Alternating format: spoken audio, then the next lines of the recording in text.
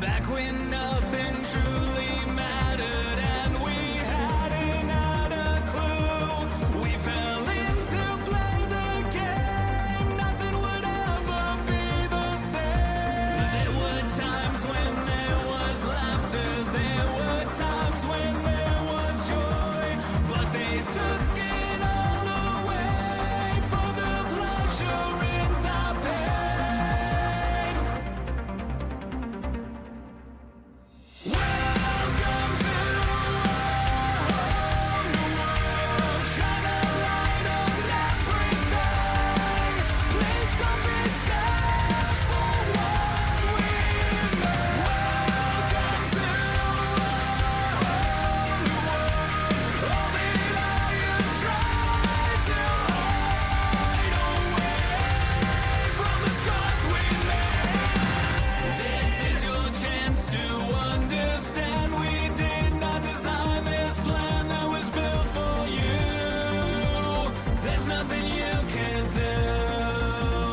This is my warning, this is your sign that you can't go running high. We will fight for you.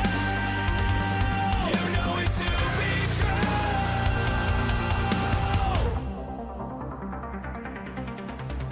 Welcome to our new world. Shine a light on everything. Please don't be scared for what we know. Welcome to our new world. All the lie you tried to hide away from the scars we made.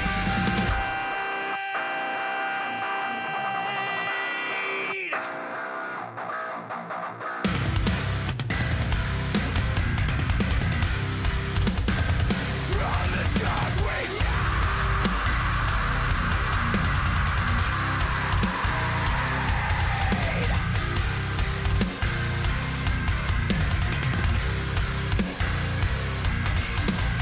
Welcome to our new world. Shine a light on everything. Please don't be scared for what we made. Welcome to our new world. Shine a light on everything.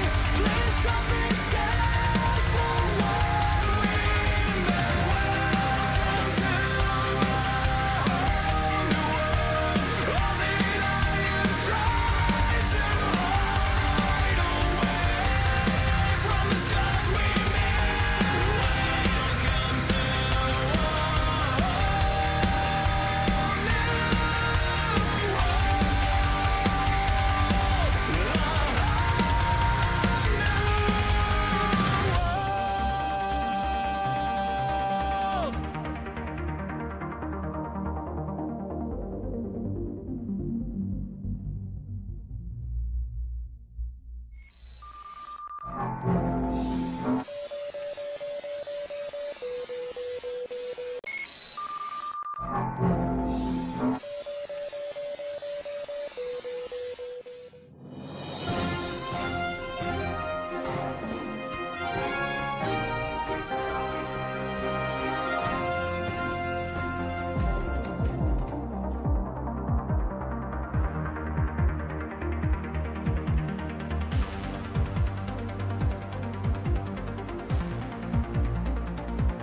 Back when nothing truly mattered and we hadn't had a clue. We fell into play the game. Nothing would ever be the same. There were times when there was laughter. There were times when there was joy.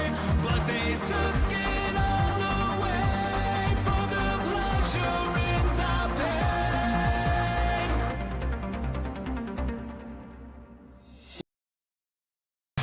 Touchscreen and louder to the range. Few birds in the glow of the pixel blaze.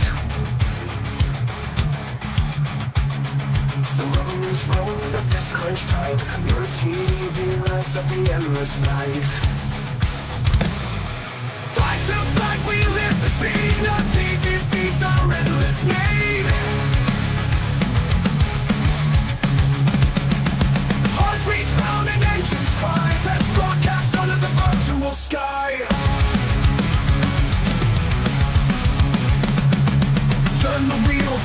breakneck roll, sim racers tearing through the thunder soul. Gear shifts crack like a lightning storm. Digital warriors breaking the norm. Turn the wheel to the breakneck roll, sim racers tearing through the thunder soul.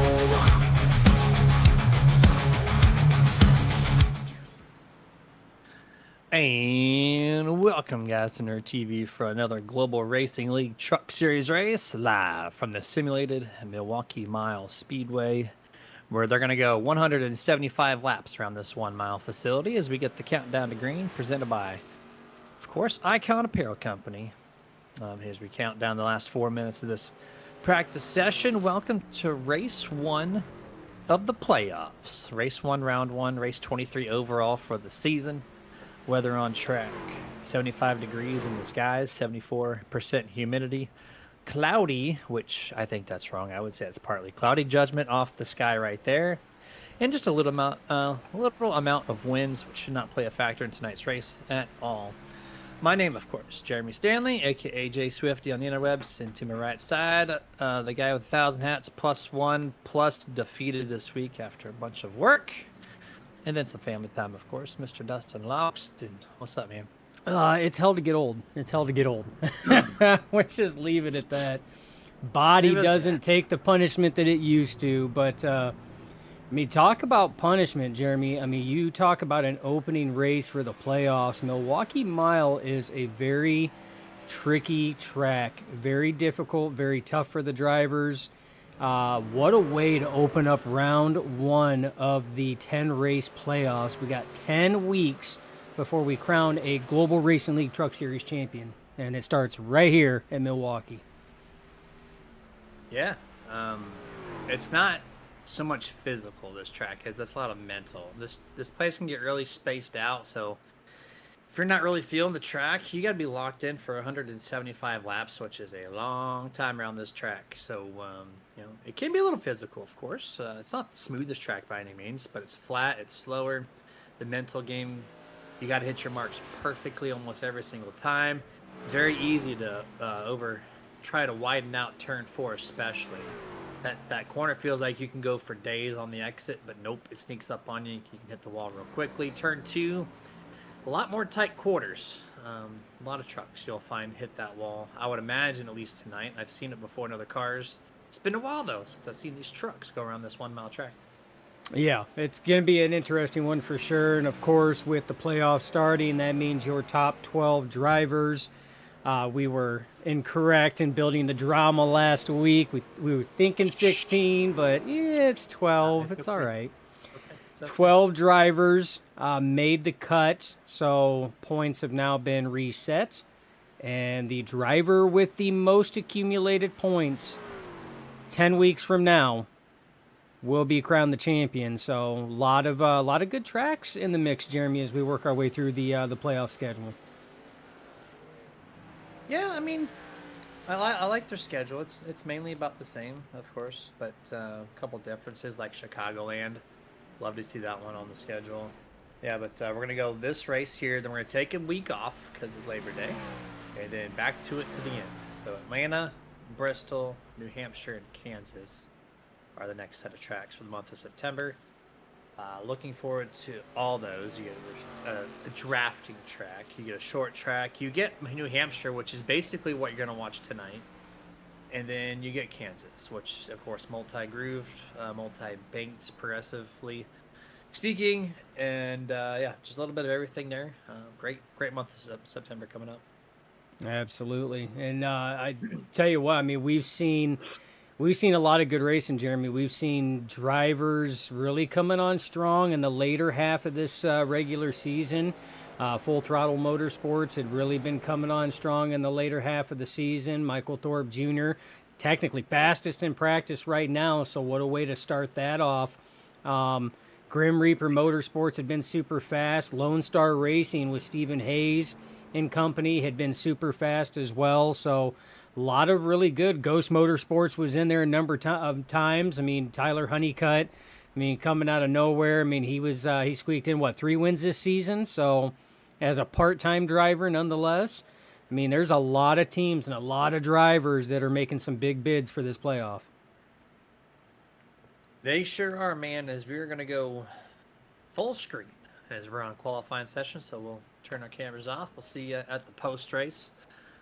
You mentioned Michael Thorpe. This man in the month of August and July has just been on fire. And you said he's fastest in practice, and it doesn't surprise me. It doesn't surprise me. No matter what track, whether it be short, intermediate, long, high banked, low banked, Michael Thorpe in the 34 is going to do it. As we got the YouTube chats, of course, Michael Thorpe Sr. saying 34 Money Mike, let's dominate tonight. He's not saying get it, he's saying dominate. So look out for that. Flow 2K3 joining in early as well. 24 going to get this win easy. He's calling it easy. So he said he's going to do it last week. He did not. So they're going to turn it back around. So 24 versus 34. The chats light them up. We already got 9 viewers. So chime in, have some fun with it. Qualifying is going on, and we're right along with some of the fast guys, including the fastest one in practice. Yeah, Michael Thorpe going to go out there and see if he can't put down a quick time for tonight. And Jeremy, like a lot of these tracks here, these more flat tracks, you talked about like New Hampshire as well, that don't have a lot of banking to help. It takes a little bit more finesse, a little bit more brake and throttle work to get through the corners. Starting position is going to be, vitally important on this one here. It's the less trucks you're going to have to sit here and try to pass, less trucks you're going to have to battle. So I would expect to see probably all the playoff drivers really trying to put down a quick time tonight. Yeah, track position here is a little more important than others, just because the corners don't really have a lot of grip outside the asphalt patch. You get into the concrete, you might find a little bit here and there, but it will eat up the tires more so than on the bottom of the track. So definitely want to post fast time. And speaking of fast time, early on, Michael Thorpe, one of 2 drivers hit the .8 bracket. He's going to put him P1 so far out of 11 times posted. You got Bobby Mantle currently sitting in 2nd, Ghostin in 3rd, Don Blazier in 4th. Matthew Escalera currently holds the top 5 as they continue to file in here with 2.5 minutes left in this qualifying session.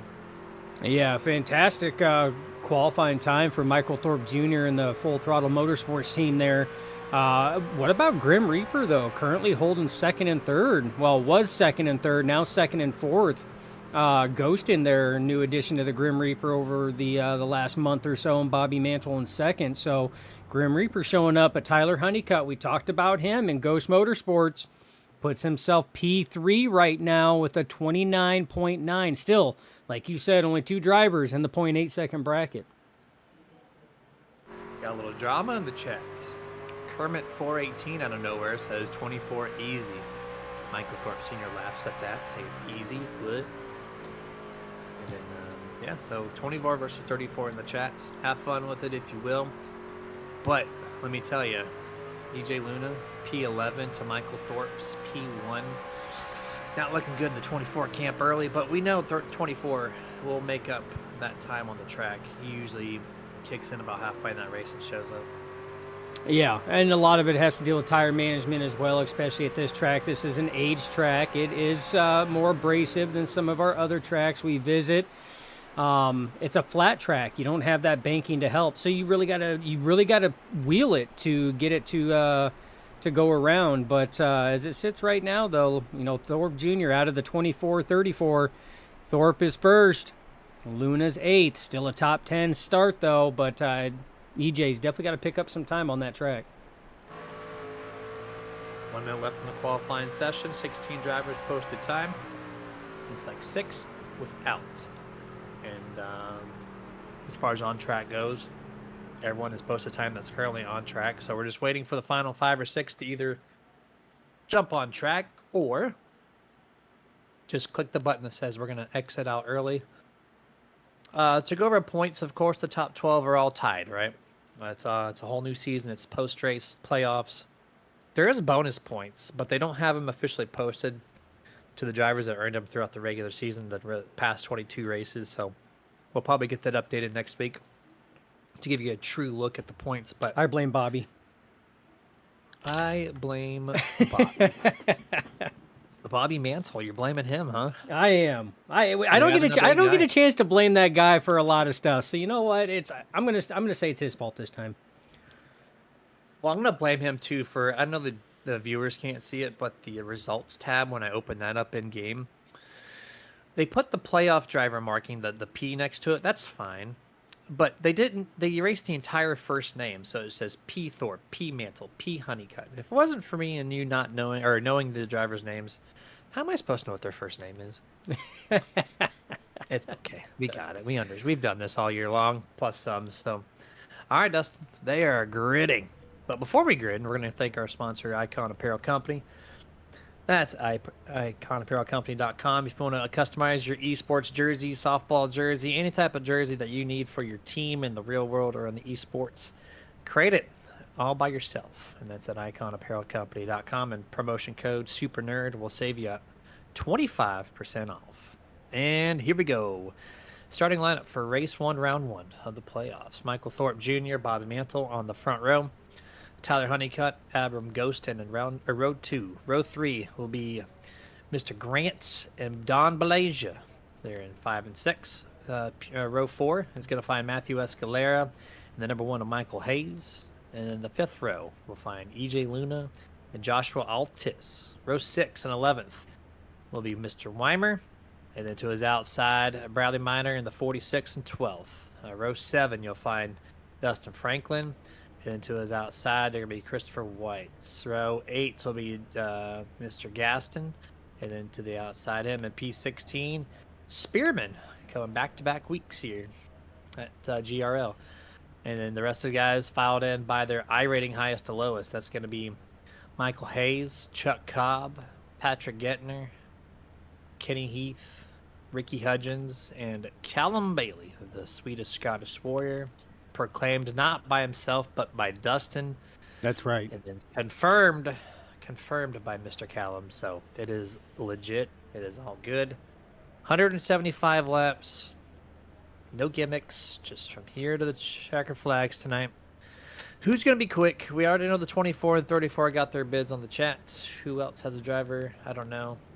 But, oh, there we go. Canyon Jackson saying, let's go Jacob Grant. Man with 4 wins this season. Cheering him on then, the driver of the 19.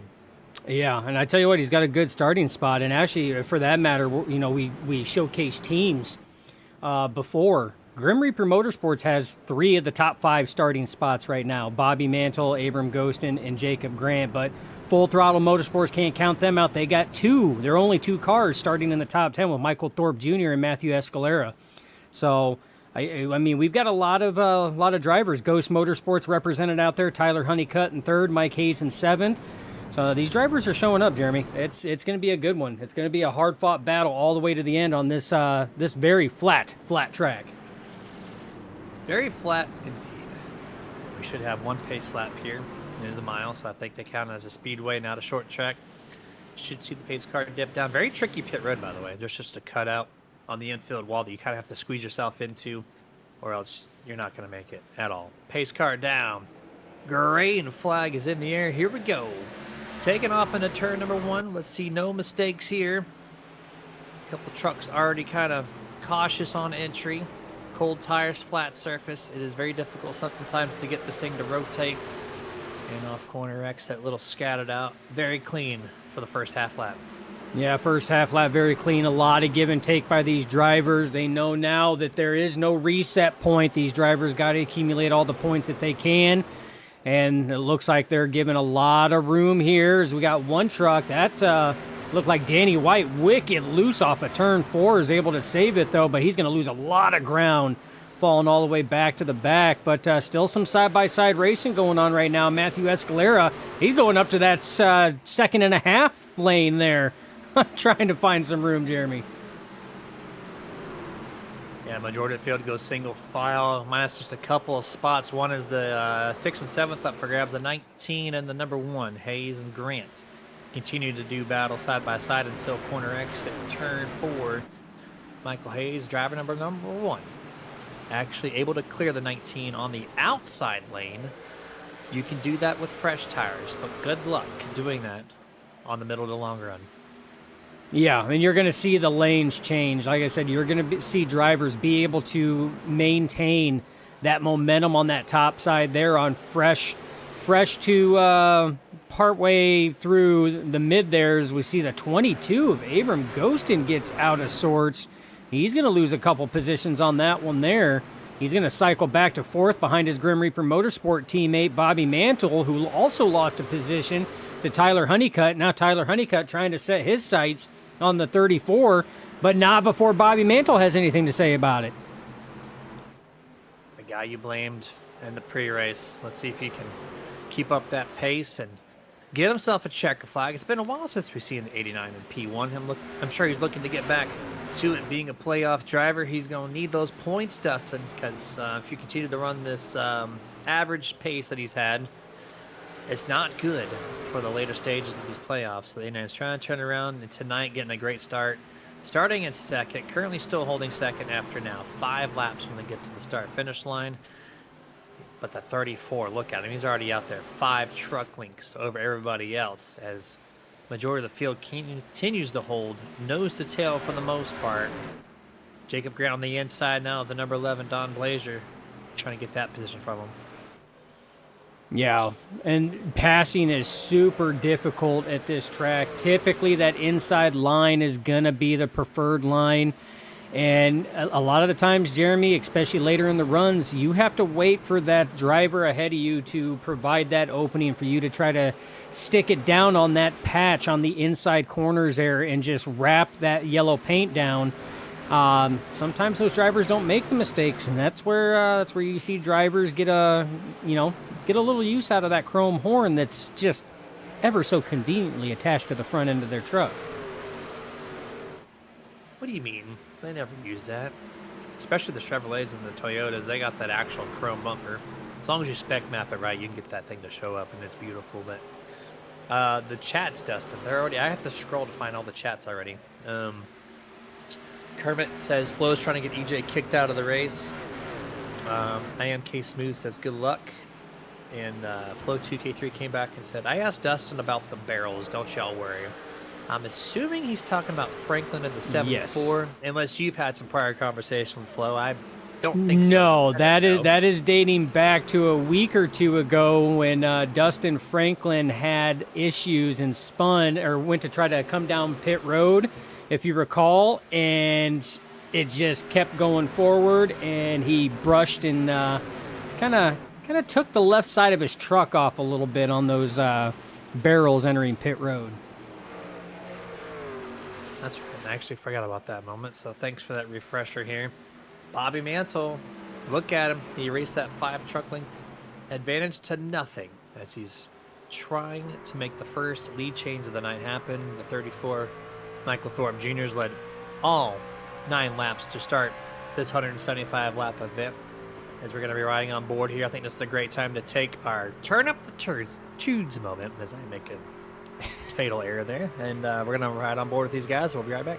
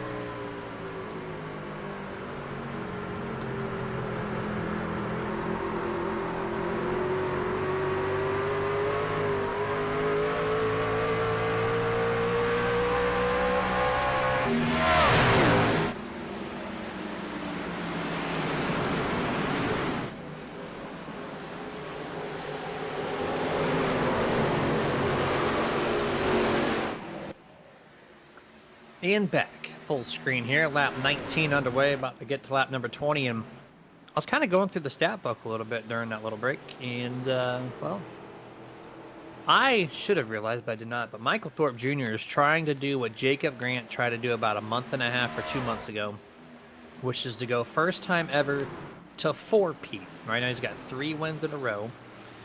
I think when I recall when Jacob Grant was doing it, we went back and looked. It was season 1 and season 2. 2 drivers that are currently not a part of the roster anymore. Won 3 times in a row. Never got that 4th one. Jacob could not do it. Michael Thorpe trying to be the first driver in Global Racing League history to get 4 wins in a row. And so far, Dustin, great chance at it. Oh, absolutely great chance at it right now. I mean, he's holding off hard charges from the 89 of Bobby Mantle and now the 1 of Mike Hayes, as those drivers are really been putting on a lot of pressure right now. But Michael Thorpe Jr. not buckling. He's running his lines, hitting his marks, doing what he has to. We were also looking at it, and Bobby Mantle's probably going to be like, now why you have to sit here and throw this statistic out there? About a month ago, Bobby Mantle did get a win at Mid-Ohio. That was not a broadcasted event here on Nerd TV. But you had to go further back before the last time it was on a broadcasted Nerd TV production where the 89 hit victory lane. So it's been a while. March 23rd, race number 6. So it's been about, 17 races, roughly, since we've seen the 89 and talked to him in victory lane. And he's trying to break it, man, right now. First 22 laps led only by the 34. No lead changes to be found. They're trying. And Michael Thorpe Sr.'s telling Bobby to slow down. He says, "Nope, do not pass go. Do not collect your $200 from Michael Thorpe." But sorry, Mr. Senior. Bobby's just he's not listening. He's actually trying to make the pass right now. Yeah, he's trying. My thing is that's something that we don't know up here, Jeremy, is depending on how these drivers run, how bad the tires will get worn. As you see Bobby there, he drifted up in that corner there on his entry, lost a little ground, but gained it back up on exit. Mike Hayes there. Oh, we got big-time blocks going on there from the 34. Wow, a little early for the blocks on that one. I think he might have even tagged him in turn 3. Shows him up the track, and here we go. A little chrome horn action, as you just mentioned, about, 15 laps ago. Trying to send that 34 up the track. He gets it. Gets to his quarter panel, now the door panel. Ooh, he's going to wash up just a little bit. Be careful. Very easy to overdo it on the bottom. Keeps it a lane and a half down low. Nose advantage to the 89. Will this be the first lead change of the night? And the way it's looking, it could quite possibly be there if he has a good corner exit right now, which he does. Clean corner exit, overtakes the 34. First lead change of the night. As you see the 34 get into the wall a little bit. And here comes Michael Hayes. Tyler Honeycutt's going to get there. Now, since the 34 has lost the lead, the mental game has to kick in because you have to take care of the tires. They're already beaten up. And now he has to just, try not to get freight trained here, as they're all still nose to tail for the most part within this top 10, minus just a few truck length separation. Looks like he settles in. Oh, he's loose. Oh, no, he's loose. Wicked loose. I was just going to say he's comfortable, but nope, nothing got wicked loose. Now here is Honeycutt trying to take the podium top 3. Door to door is the 45 and 34. Jacob Grant looking right behind him here, so just like that. 34 needs to figure out what the lava run looks like for himself in the future. Yeah, as he's battling the 45 of Tyler Honeycutt right now, and if he doesn't get back down, the 19 is going to put his nose there. It's just going to be a choo-choo train on the inside. Abram Ghostin, if he can close that gap up, that's potentially 3 more positions the 34 could lose right now, as he just lost it to Honeycutt. Now Jacob Grant trying his hand, and again, if there's that opening, Jeremy, he needs to get down to cover that inside line in the corner. They're just going to keep driving by. Yeah, you see the line of trucks behind them. They're just hungry. They're going to take that opening at any moment that they can try to get it, because Milwaukee's tough to pass, and so you just Got to do what you got to do. Now here comes Ghost, and he's now going to be door to door with Michael Thorpe Jr. And just like that, your pole sitter, your race leader for the first 20-some laps, now struggling, falls in behind the 22. It's going to move him back to 6th place. Hey, and here comes the chat war, 24 versus 34 moment. Look who's next on the docket to pass. I was waiting for loose. I was waiting for you to point that out. Yeah, Thorpe is wicked loose right now. I mean, you see him on corner exit about every time. That truck just has that wobble. I don't know if maybe, it's because a lot of times, Jeremy, these drivers, that first run out, they'll push the truck to see exactly how long they could go pushing it hard because they know they've got plenty of laps and sets of tires they can reset. And maybe he pushed his stuff at the, on that first run there a little too hard, and the tires just letting him know that they're kind of done right now. It's so annoying too as he gets past there completely, and Michael Thorpe, he's gonna drive it in deep contact. I thought he was gonna wash up way more than what he did right there. EJ's gonna have to lift on corner exit just a touch to not hit the wall. Drag race down the back. The advantage goes to the 24, but he does not take the spot because the 34 so close, gets loose on entry. I think Thorpe is going to have to put the brake bias toward the front of the truck. He's loose. Like any type of rear grip is not there, so he's going to have to move that brake pressure bias to the front to tighten up the truck a little bit. He's just dusting. He's on ice right now. He's turning right, then more he is left on these corners. Oh, absolutely. I mean, we'll sit here and ride on board with him a little bit here with the Oakley visor. Oh, yeah. Look at his corner entry, man. He is turning that wheel to the right quite a bit and then really has to put wheel into it. Oh, man, that is an uncomfortable feeling as a driver. 33 laps into a run, and especially on that corner entry load like that, when you see him turning to the right, I mean, hats off to Thorpe Jr. I mean, he's keeping control of it. I mean, he's only dropped back to 7th place, but that's a handful, Jeremy, especially on a flat track like this. Super handful. Yeah, he's going to have to, like I said, push that brake bias. Oh, no. Safe. Wow. On board with the save. Yeah, he's struggling right now. He's got a lot of laps to go. He's got time to make it up, but he's fighting hard right now, Jeremy. As he continues to truck along here, pun intended. We got a nice little battle for 3rd and 4th place. Tyler Honeycutt, Jacob Grant, 45 and 19. They are nose to tail. Lap 34 right now. Jacob a little bit faster than the 45 as Tyler's lost his speed on corner exit where the 19 is really there. He just has to get the run, back it up a little bit, maybe on center. He's going to try to dive it in deep into turn 1. Not going to do it as the 45 throws it in a little bit wide. So it worked, though. I mean, I'm surprised that worked for Honeycutt as wide as he threw it in there. I thought with the deep dive that the 19 of Jacob Grant was doing that he was going to close that up quite a bit, but that 1.5 lane dive that Tyler Honeycutt did actually stuck and held and maintained. Yeah, that was very good there. Take our time to thank one of our sponsors, iRacing, iflag.com. Still waiting for Mr. Jeff Brown to return to our chats, but it's okay. He doesn't like us anymore. No, it's fine. We like the products. We'll still shout him out. Why not? Blank you, Jeff. This product is 64 LEDs built into a customized 3D printed device case. And then you can also get a stand as well for it. Jacob Grant gets loose. Man. All right, so get back to my ad read. Thank you, Jacob, for that interruption. This thing gives you up to 30 different notifications from iRacing.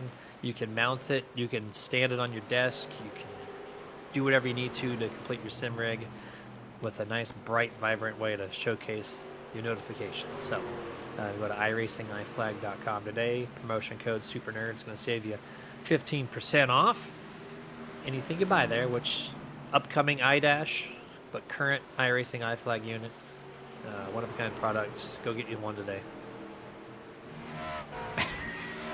And speak of the devil, Jeff Brown in the YouTube chat, I told you last week that I was too good for you guys. God. Oh, no, you are not sorry about the caps. You completely meant the caps. Oh, Jeff Wow, Brown, what all a that, tie on that. right? We absolutely love all of our partners that we work with. It's a really good group and community that we got going on. We have a lot of fun. Tell you what. Oh, I was about to say some of the drivers that are not having fun. Is I was just about to say that these drivers, some of them are not having fun as loose as these trucks are. And Jeremy, before I could even get it out, Stephen Hayes is like, "Hold my beer. I'm gonna show you exactly how loose it is." Nerd TV Replay has got what you need here to see exactly what happened, and just loose on exit. Yeah, well, where pretty much every truck has been getting loose. We've seen Thorpe Jr. getting loose. Oh my goodness. Gaston with the reaction. Woo-hoo. Well, that's direct nose impact there. Oh, I just watched 13 hit the wall once more in the center of 3 and 4 in real time, but that's direct nose damage, so you always got to worry about the radiator. Make sure that's up to snuff. Here's the onboard of the 72. And it's tough because you're loose there. You just mentioned it. Now, on top of being loose, you also have to hit the brake and turn right to avoid the truck. That's difficult on itself, and still not hit the wall. So great job by Jonathan to clear that. Yeah, and that's what I was saying too as we were watching the Nerd TV replay. Is the exact same place that pretty much every driver we have seen getting loose, with the exception of Michael Thorpe Jr., because we've seen him obviously with the Oakley visor cam getting loose on corner entry as well. So expect him to be making some adjustments to that 34 machine during his pit stint right now. But every other driver has been right there on that corner exit, Jeremy. Flat track. Not the smoothest track, flat track, and you're rolling on the throttle as well. Very easy for those rear tires, especially later in a run, to completely lose grip. Yeah, 100% there. While these guys are cycling back around, we're going to go picture-in-picture mode for the first time thank some sponsors, and we'll be right back before the drop of the green flag.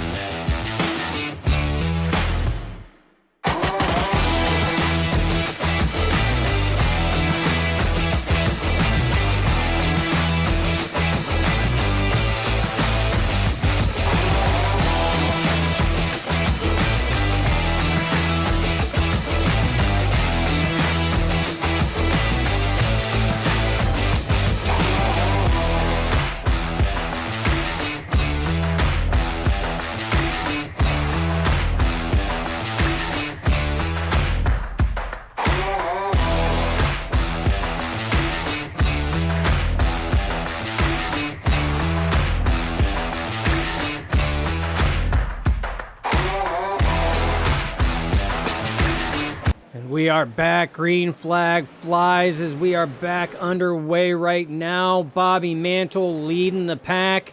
Mike Hayes restarting right behind him right now. Jacob Grant in the mix as well. Fresh tires on everybody's car now, truck. They're not racing cars, Dustin. On everybody's truck now. We're going to reset, see what these drivers learned from that first run, and see who's going to be there in contention at the end. Right now, Bobby Mantle, Mike Hayes, Jacob Grant, Joshua Altus, and Tyler Honeycutt are your top 5. Top 5, there they go. A little side-by-side action there for about 6th or 7th. I saw the 13, Stephen Hayes. I don't know if you capped that, Dustin, but he has parked it for the night. Stephen Hayes, playoff driver, disconnected after that wreck. Too much damage for him to maintain.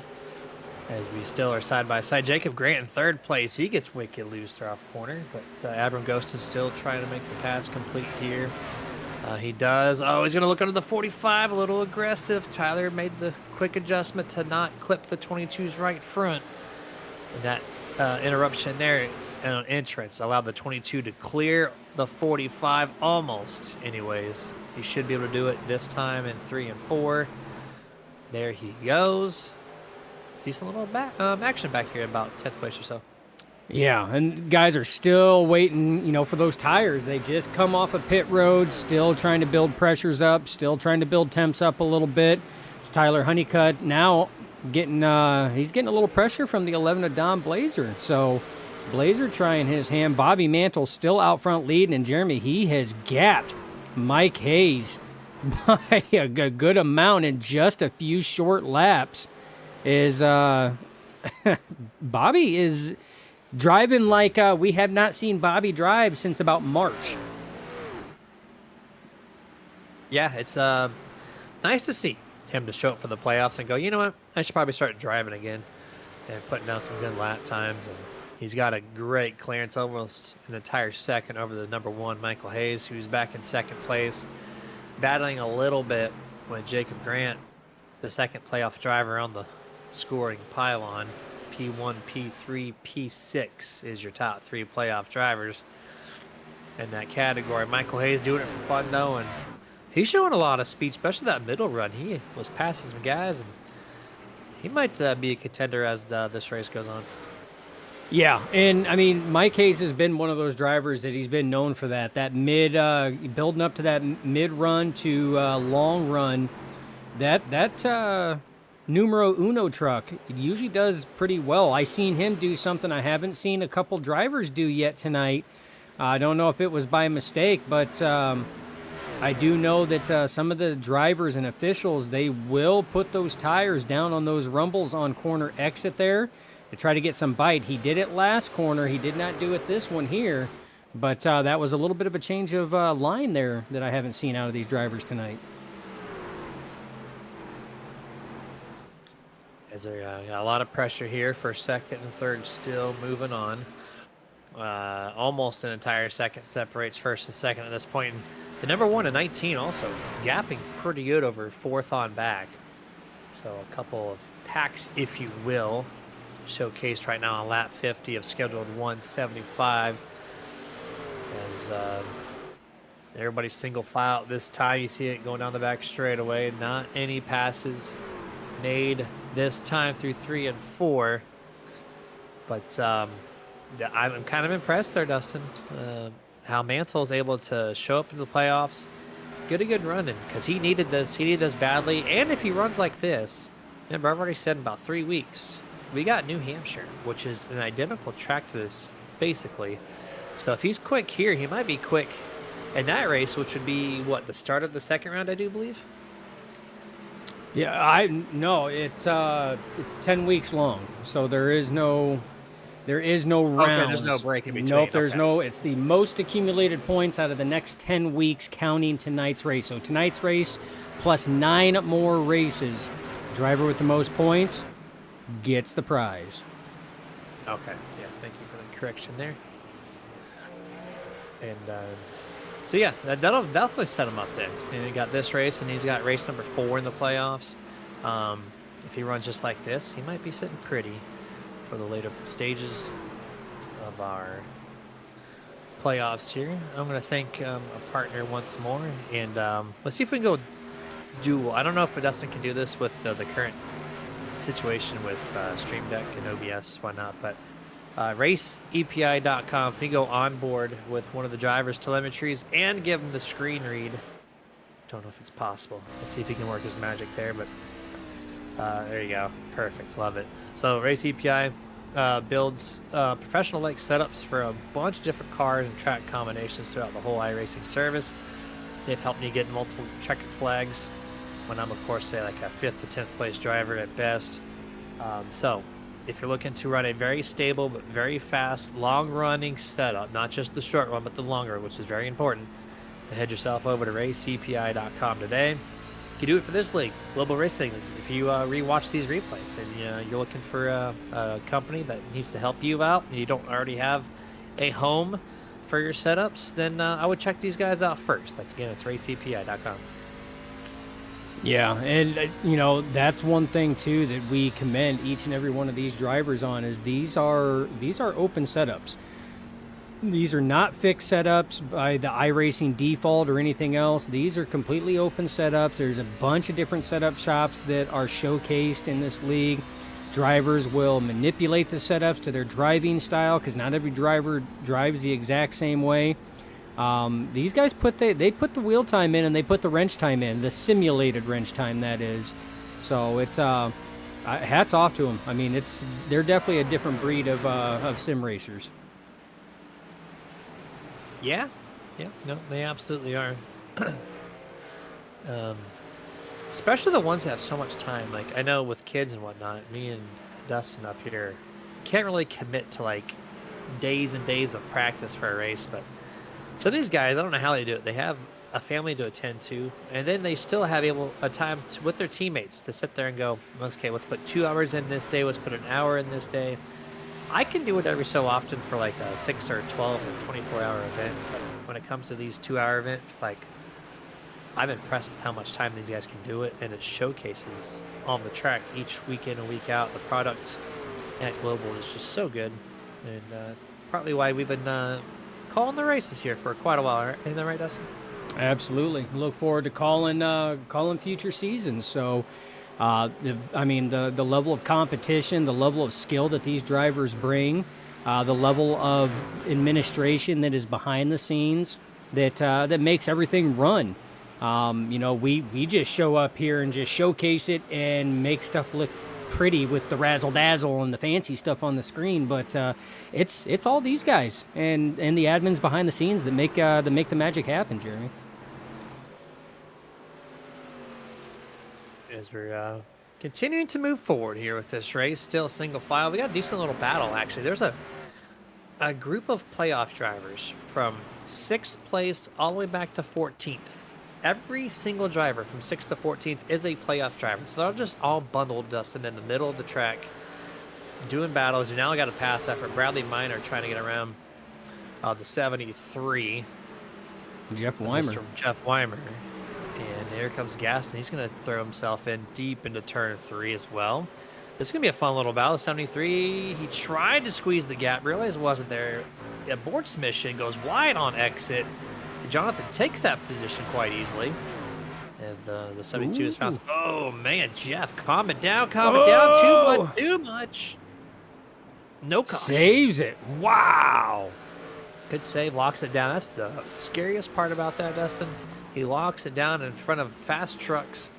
Not one of them hits him. No caution. That's going to not be good for Jeff. But for the rest of the field, thankfully, no harm, no foul. Yeah, Dustin Franklin went in. He dove it hard. Jeff Weimer dove it in hard, and Gaston was already on his corner arc entry there. Weimer had to get hard on the binders there, and it just offset the weight jacking on that truck there. Locked it down. Oh, man. Just barely missed EJ Luna, Dustin Franklin. Michael Thorpe Jr. saves it and keeps going. It's kind of wild that I brought you back to that part of the track, and then they try to wreck it up right there. So chalk it up as broadcast a curse or whatnot. I don't care. But I'm glad he saved it, though. It was for lap 62 of the scheduled 175, getting close to the halfway mark in this event. His tires cannot be happy right now, though. That's the only bad thing on that. I mean, did everything he needed to as a driver, locked it down to prevent washing up and collecting more drivers, was able to save it, but at what cost to those tires, Jeremy? Yeah, what cost?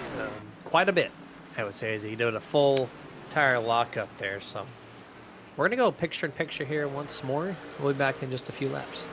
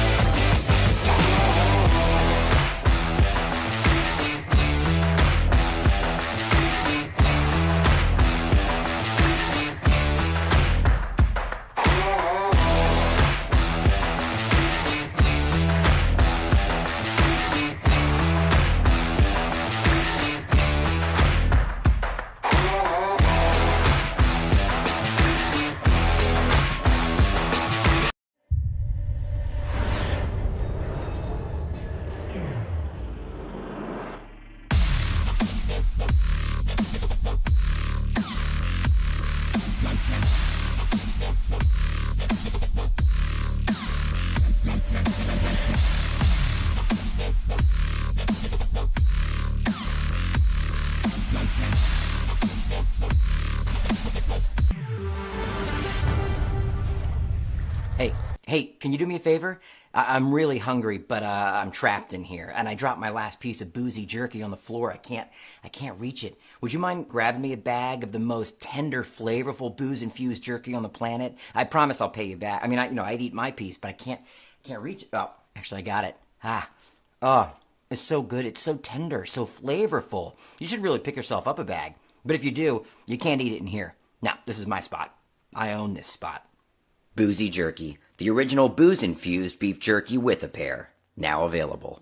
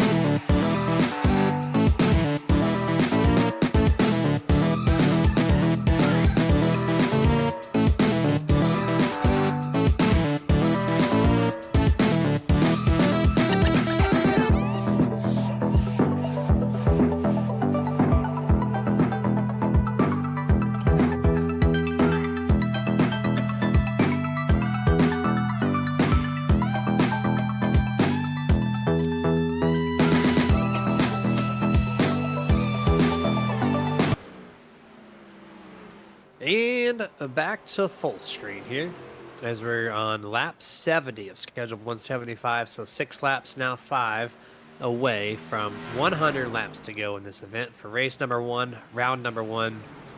I guess the only round of the playoffs. I should stop saying round 1 because there's only one of those. Race 1 of 10 in this playoffs. And hopefully Bobby, after he gets done destroying the field tonight, well, I say that, and as Michael Hayes, by the way, is all over his tail. After he gets done with this race tonight, though, hopefully gets the bonus points situated so we can see what that looks like for race number 2. But these two have a 2.7 second lead. That's a huge gap over third place Jacob Grant. Michael Hayes, not a playoff driver, of course, but he still wants to win just as badly as the 89 of Mantle. And a little good showing here about halfway in this race, Dustin. Yeah, and that's the thing. I mean, you know, a lot of these drivers that are outside of the playoffs now, watching the 12 drivers duke it out, that's all they got to go for now. They go for those checkered flags. So they're going to go out there and race and do everything they can to try to get those checkered flags. They want more victories under their belt. So just because they're not in a playoff position doesn't mean that they're going to hold back. Mike Hayes showing that early on. He's been putting a lot of pressure over the last 5 to 6 laps on the back end there. Bobby Mantle, Bobby holding strong. He talked about Jacob Grant.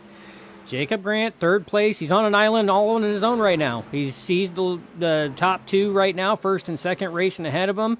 He's got plenty of space behind him between himself and Joshua Altus. So right now he's in that mental state right now of just hitting his marks, pulling laps, logging laps, get to the end.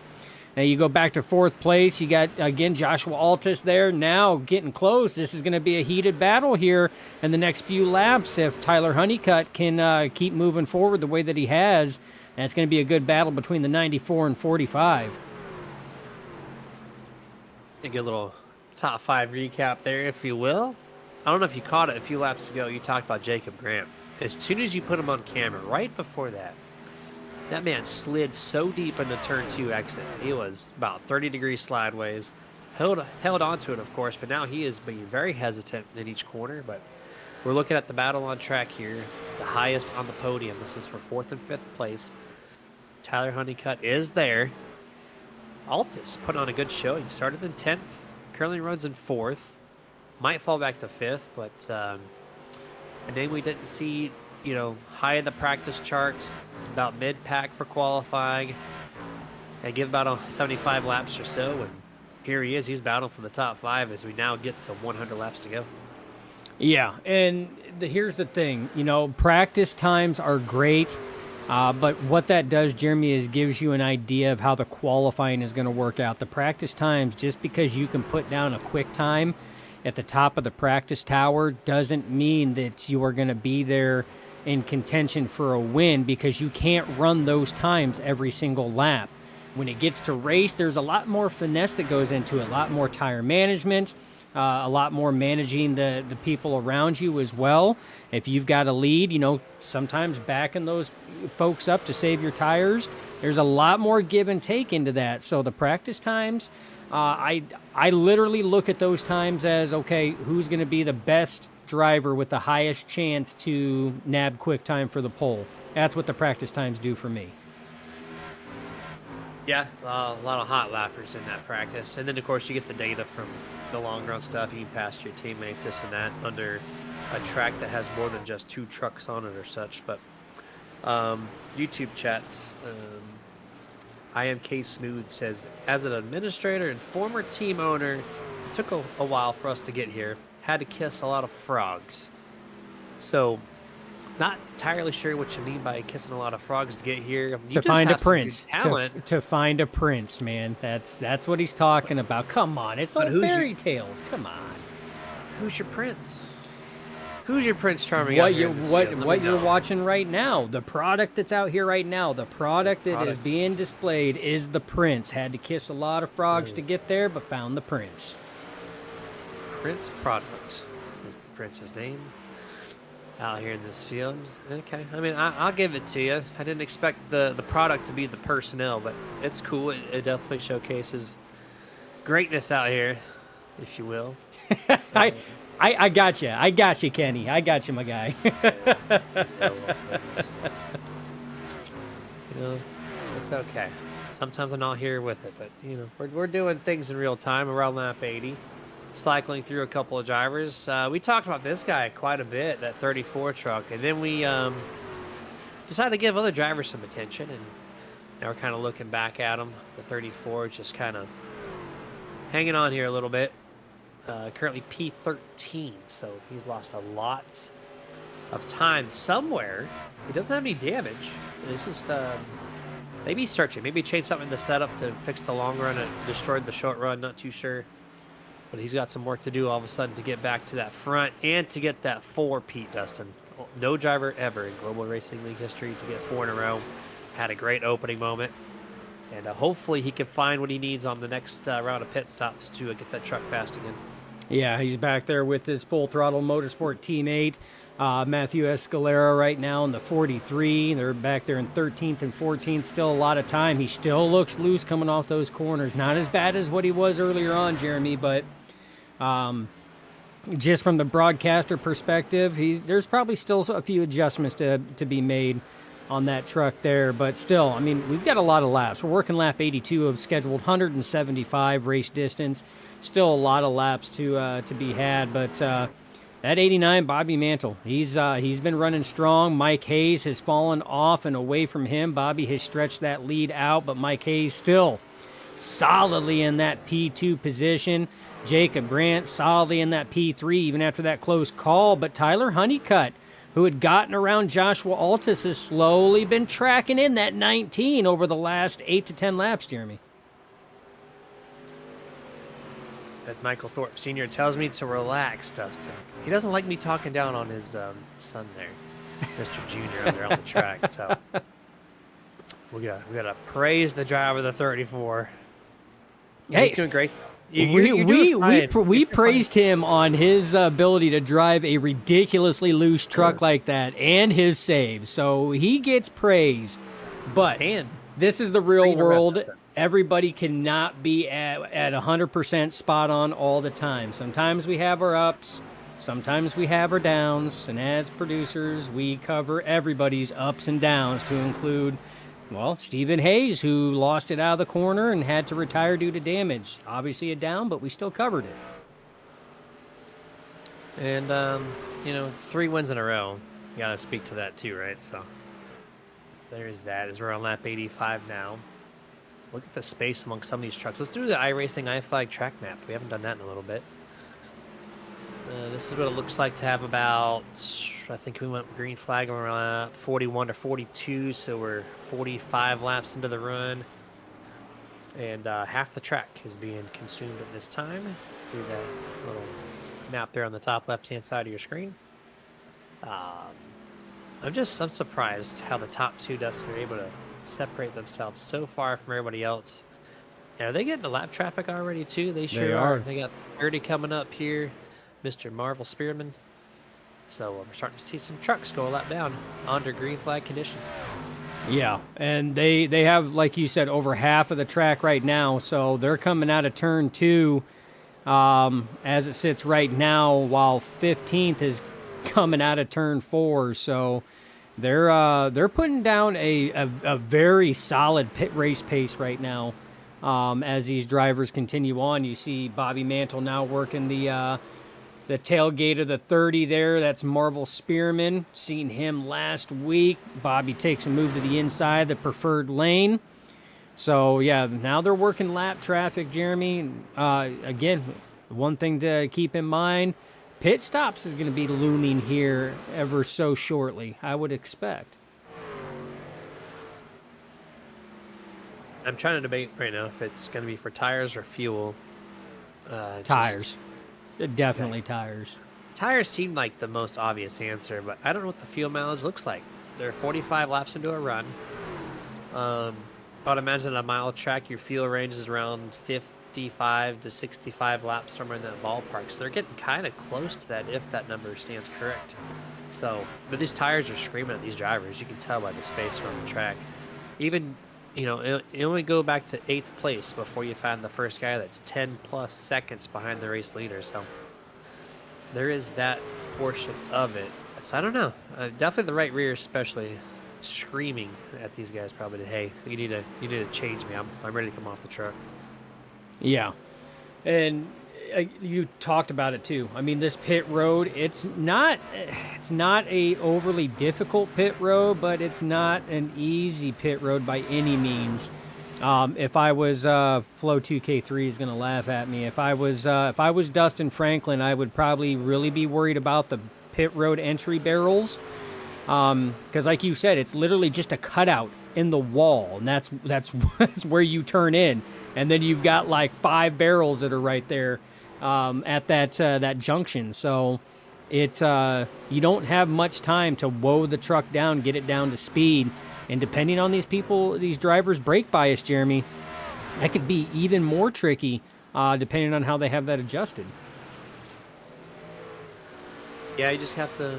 It's one of those things where you just come off turn 4. You need to make sure to stay right next to that white line. Don't overdrive it. You gotta make that sharp, quick cut into pit road, and then right there, as soon as you get inside the walls, boom. That is the start of the speed limit. So a little kind of tricky there. The 7, Patrick Gentner's the first truck on pit road. He's now exiting. So he's a guy that right now he's 1 lap down, 17th place, but he did come down on the lead lap. Not too sure if that is the sign of pit road or if that's just someone coming down extra early, not being in contention of anything. As everyone comes around the track, turn number 4 this time, everyone's going to stay out. Lap 93 underway. We're getting close to that lap 100 mark, and so doing about 50 laps, Dustin, since we went green flag. Yeah, and like I said, it's we don't know what the fuel window is for these trucks here. The go rate for your typical mile track at the fuel load that these guys do run, that 60 mark, would probably be a good base starting point. Might be a little bit more than that, could be a little bit less, but I would definitely say that's probably a good starting point for us, which means that pit window for a lot of these drivers will probably start opening up here in about 10 to 15 laps. If they can make it that long, then yeah, that's going to be their money stop, I would imagine. Right down the middle, possibly, right? If you get to 15 laps, it's going to pitch at lap 110. That'd be 65 laps to the finish. That'll be right at 65 laps on these stops. What you got? K-Smooth, Mr. Kenny, says that he believes that the fuel run is 80 laps on their fuel load. Then definitely, if they stay green flag, there is one more pit stop left. Yeah. Your calculation put it right in the middle, which would be at 1 pit stop. But if it's 80 laps, that confirms 1 pit stop left. And here we go, 89. Nope, never mind. He was super slow on corner X. I thought he was going to come down at first, but he fooled me there. He was really hesitant on that throttle, looked like. Maybe that truck's starting to not drive as good as he would hope.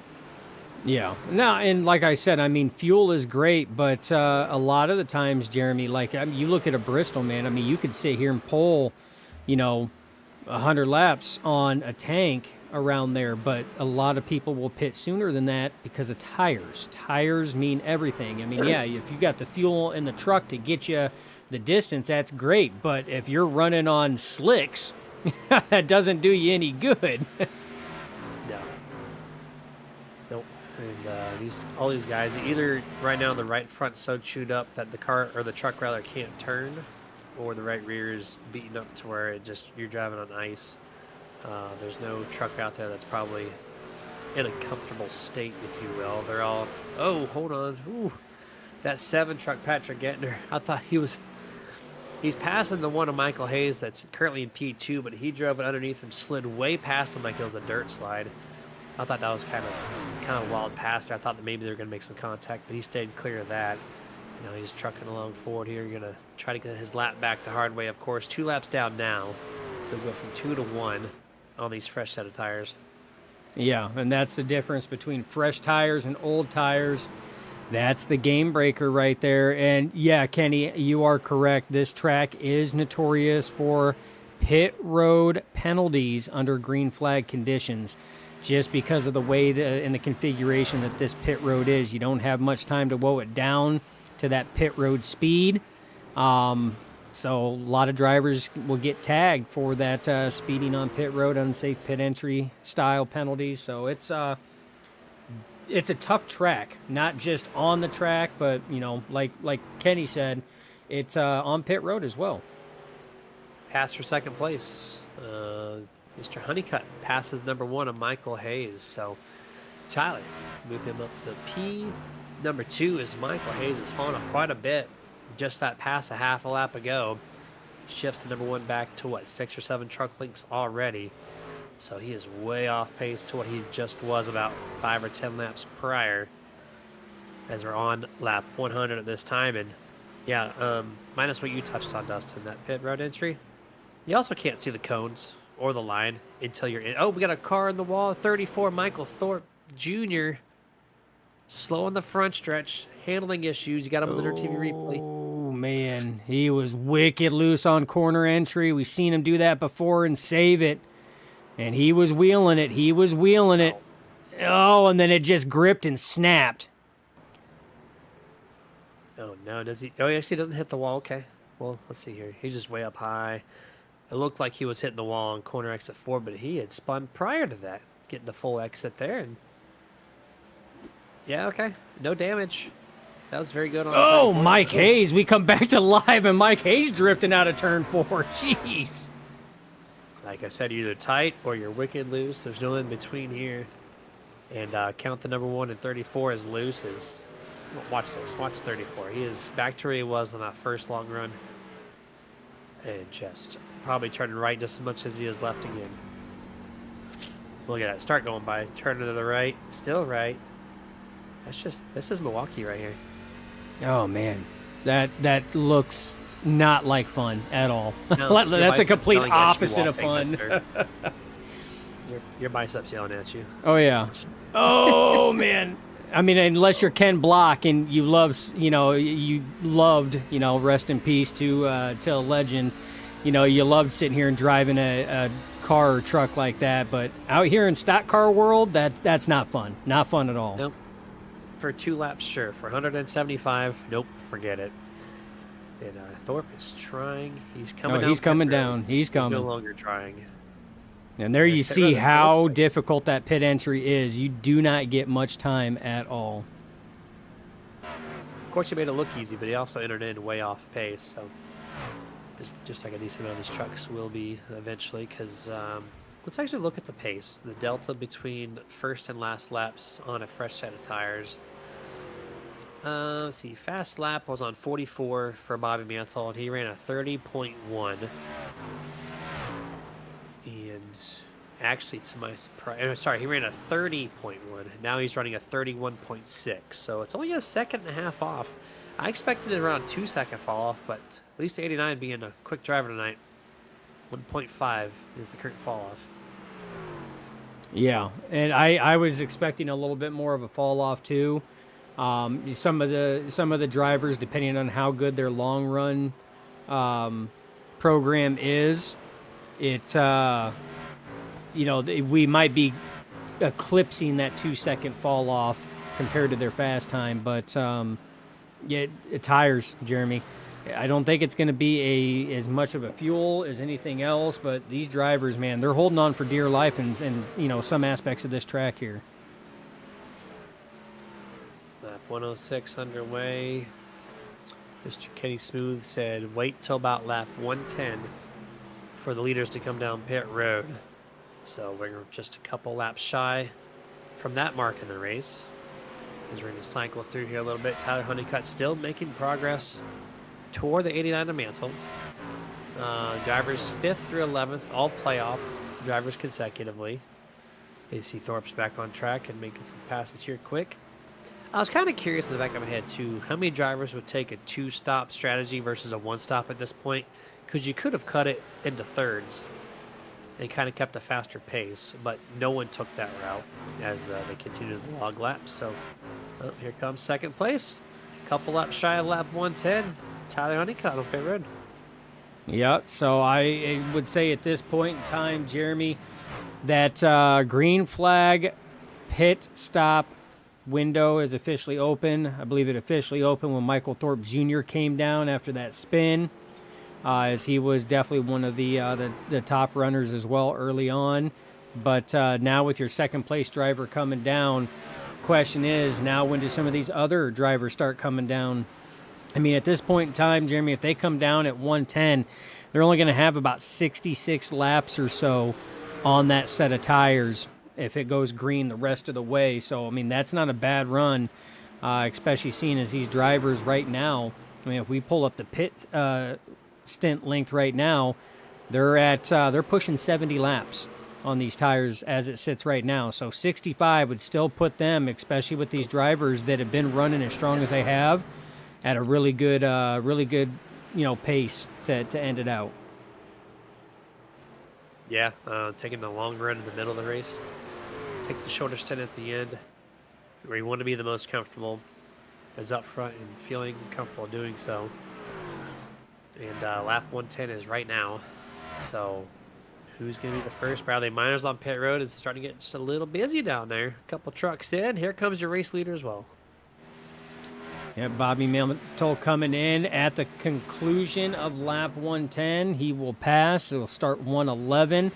So right on schedule. Like I said, that's going to put about 65 laps or so on this set of tires, which as long as it stays green, this will be the last stop for these drivers.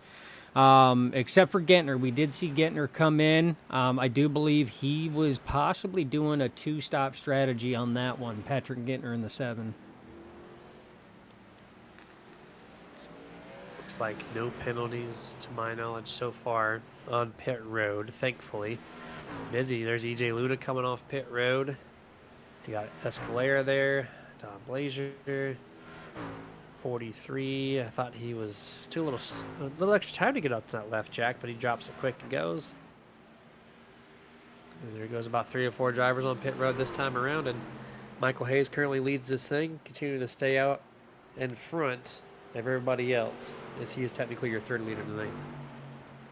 Yep, 3 leaders in 112 laps. Jeremy, he's got the 22 of Abram Ghostin right behind him, closing in fast, Jeremy. So we could see our 4th different leader with the way that 22 truck is tracking right now.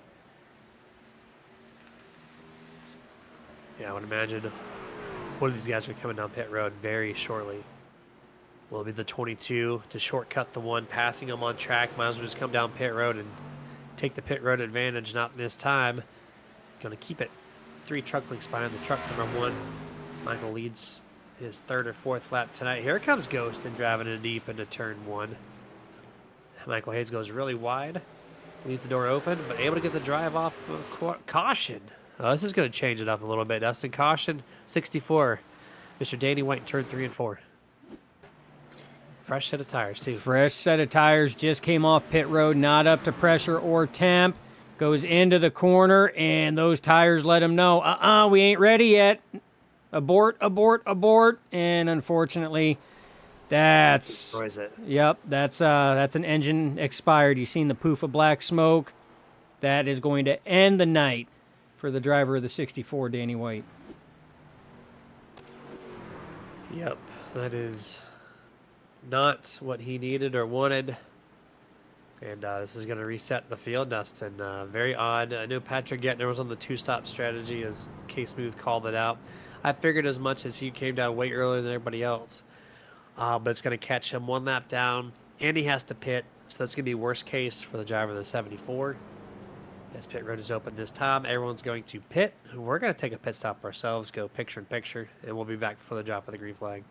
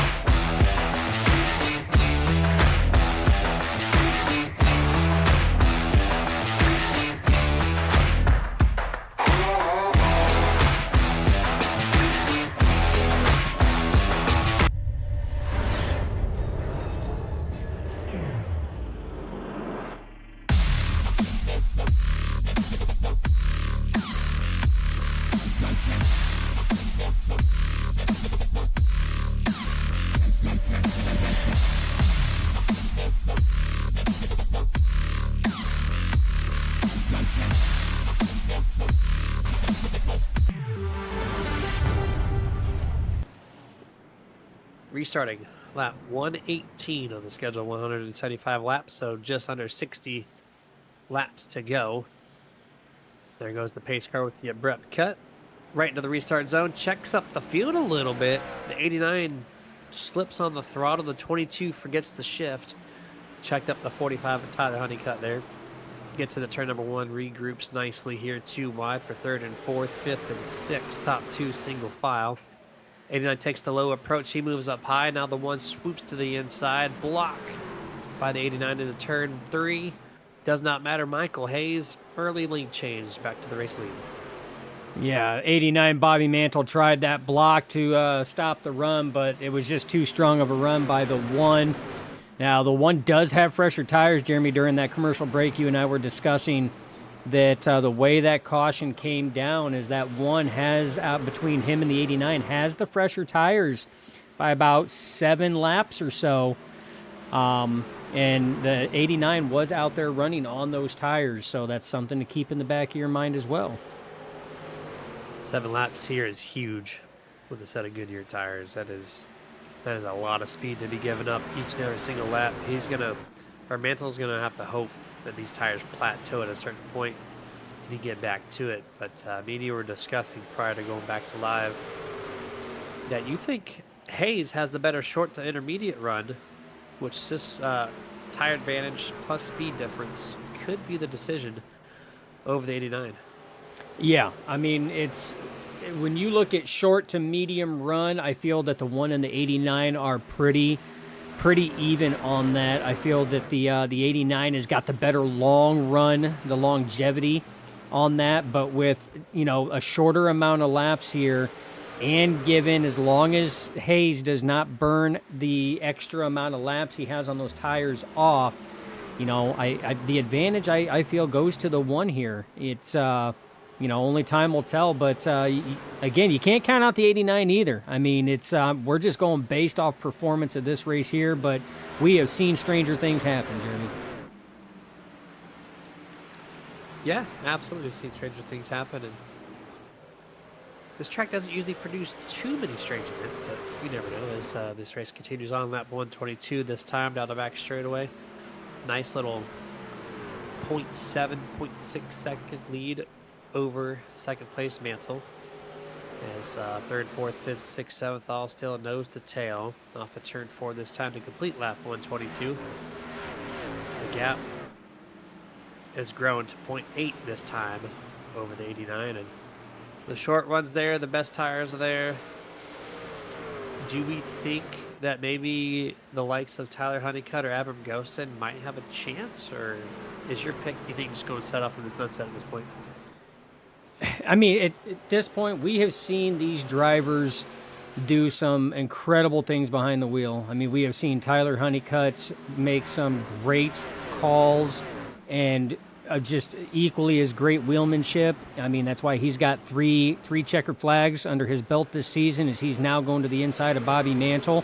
I mean, it's not out of the realm of possibility that the 45 can sit here and, get that win.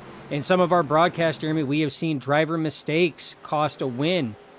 We've seen in our Thursday series, we've seen somebody who had a win locked up at Watkins Glen, money shifted, and just grenade the engine, just giving his win away. So, I mean, there's a number of things that could happen right now. But, I mean, as it sits, the 45 is tracking pretty good. But Mike Hayes, he's driving off into the sunset. The question is, he has to maintain. He has to have a consistent pace not to burn those tires off. It's real easy to get out there when you have nothing but fresh air and overdrive the truck and overdrive those tires, and then you don't have anything left at the end, where some of these other drivers, they're just waiting to reel you back in. So there's a lot of strategy and a lot of driver control that has to go into this. Danny White, driver of the 64, joins the YouTube chat. I'm sorry you have to join us underneath those pretenses, sir, but Danny White says, and that, ladies and gentlemen, is how you throw away a top 8, or throw a top 8 run away. So thanks for joining us, though. Not too many times you get the driver who wrecks out then to regroup themselves and join the race via broadcast. So that's kind of cool. So enjoy the rest of the event from YouTube, I suppose. But yeah, that's not good, man. We're cheering you on. That's 2 playoff drivers, Dustin. 2 playoff drivers that are out of tonight's race. That's Stephen Hayes in the 13, Danny White in the 64. So 12 drivers in, 2 out already in race number 1. That's not how you going to start the playoff season. No, not at all. But I mean, there's plenty of races. I mean, the bad luck that happened to both Danny White and Stephen Hayes, I mean, it could happen to any one of the playoff drivers. The thing is don't throw the towel in until the fat lady sings. That's for sure.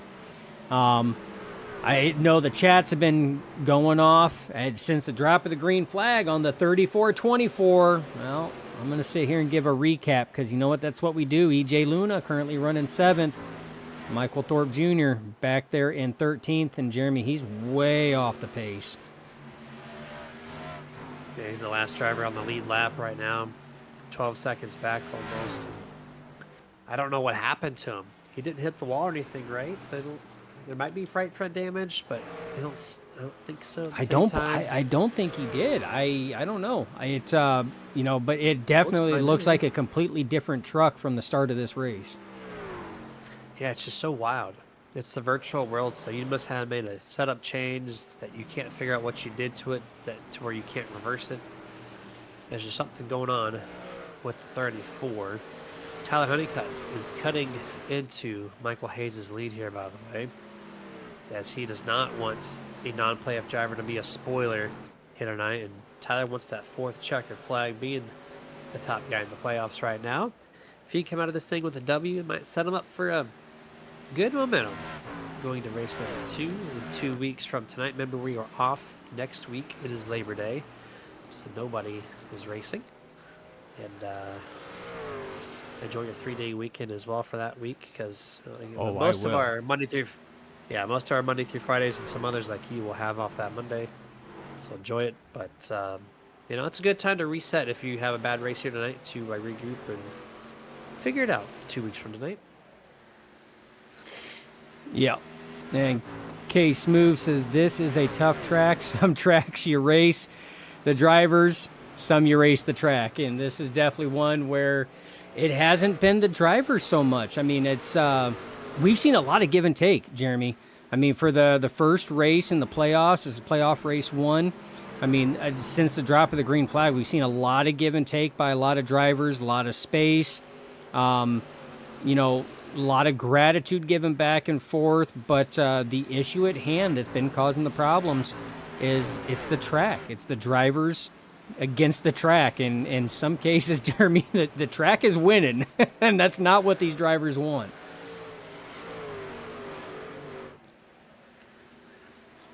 What Tyler Honeycutt is for the one to stop being so fast. Remember, I was trying to cycle back, and it was the one that did get really loose on the long run in the center of this race. As now we're lap 134, which is about 42 to go roughly. Can the one, overcome that looseness on the long run and keep his lead, or can Tyler and Avram Gostin, who've been much faster overall in the long stint of the race, can they continue that pressure as we get to lap 150, 160, and eventually into the race? I think that this gap is going to be pretty closed up for the most part between now and then. And, here comes Jacob Grant, too. Looks like he was getting a good run there as Ghostin went a little shy in that corner exit. Yeah.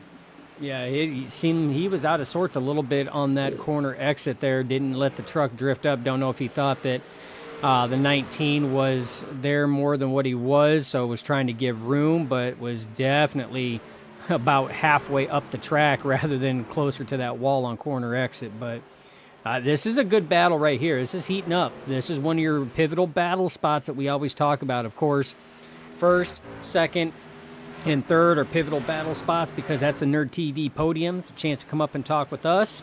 You see Jacob Grant takes that. Top 5 battles are a pivotal battle point because that's a stat, and top 10s are a pivotal battle point because that's a stat. It's a stat that I want to be a part of, that's for sure.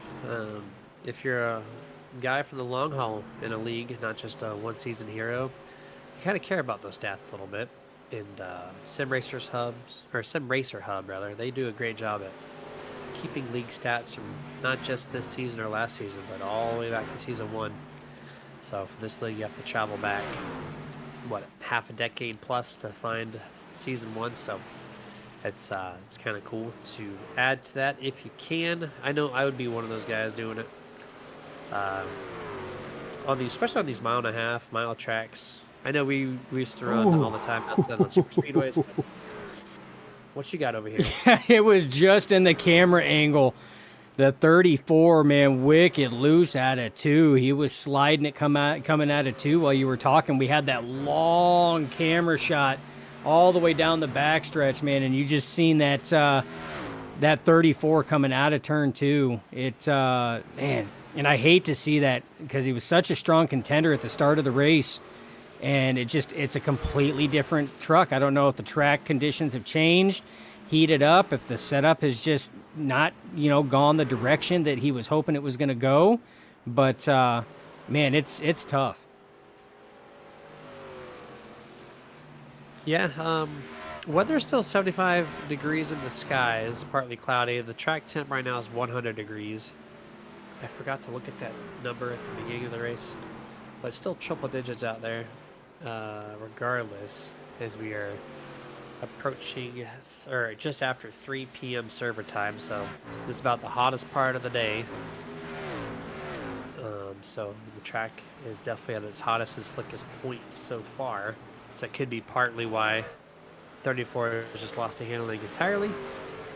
We're on lap 140 here, so as they cross the line, Dust, we're going to have 35 to go. Yeah, 35 laps to go. Mike Hayes still out to a comfortable lead right now. Has actually stretched that lead out. The 45 of Tyler Honeycutt was catching him and reeling him in, but the one of Mike Hayes has since stretched that back out. But we've seen this before, Jeremy. We have seen drivers stretch out a lead and then they come back as well. So that's like I hit that talking point before. Mike Hayes has got to be careful on that. He's got to control that rhythm, be consistent all the way through, but not push it too much, because you want to make sure you got a little bit in the tank at the end to make sure that, drivers aren't going to be able to come up and steal a potential win away from you. But Tyler Honeycutt is definitely one of those prowlers. He will sit back and wait for the drivers to come back to him, depending on how they're running. So, definitely something that Mike Hayes probably has in the back of his mind as he's watching that relative differential between himself and second place Tyler Honeycutt. And K Smooth saying the Bobby Mantle cannot catch up. And he's 4.3 seconds back, way off pace. Not the first truck to lead a bunch laps and to fall off drastically, as he is struggling to find any sort of a speed out here. So Hayes, Honeycutt, Grant, and Ghosted, those top four have found the good stuff out here. Everybody else has just been kind of settling in. I would love to know if the 89 of Mantle made a pit road adjustment to that truck under the last pit stop. And if so, that could be part of it, because he seems like it's not the same truck that we've seen in that long mid-run.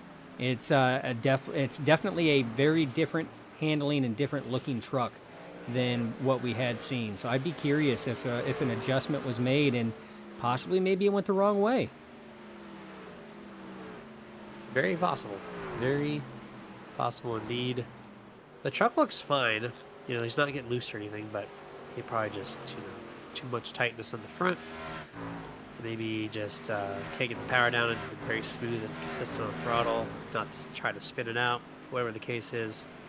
Still struggling here. We're going to go, I think, to our last picture-in-picture if we stay green flag. So we'll be back here in just a few.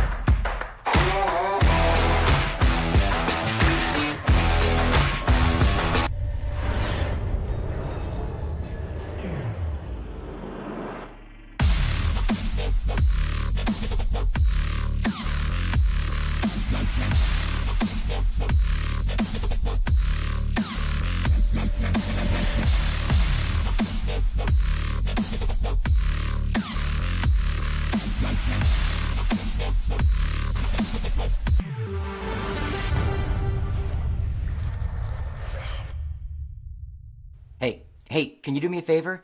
I'm really hungry, but I'm trapped in here, and I dropped my last piece of boozy jerky on the floor. I can't reach it. Would you mind grabbing me a bag of the most tender, flavorful booze-infused jerky on the planet? I promise I'll pay you back. I mean, I'd eat my piece, but I can't reach it. Oh, actually, I got it. Oh, is so good. It's so tender, so flavorful. You should really pick yourself up a bag. But if you do, you can't eat it in here. Now, this is my spot. I own this spot. Boozy Jerky. The original booze-infused beef jerky with it there.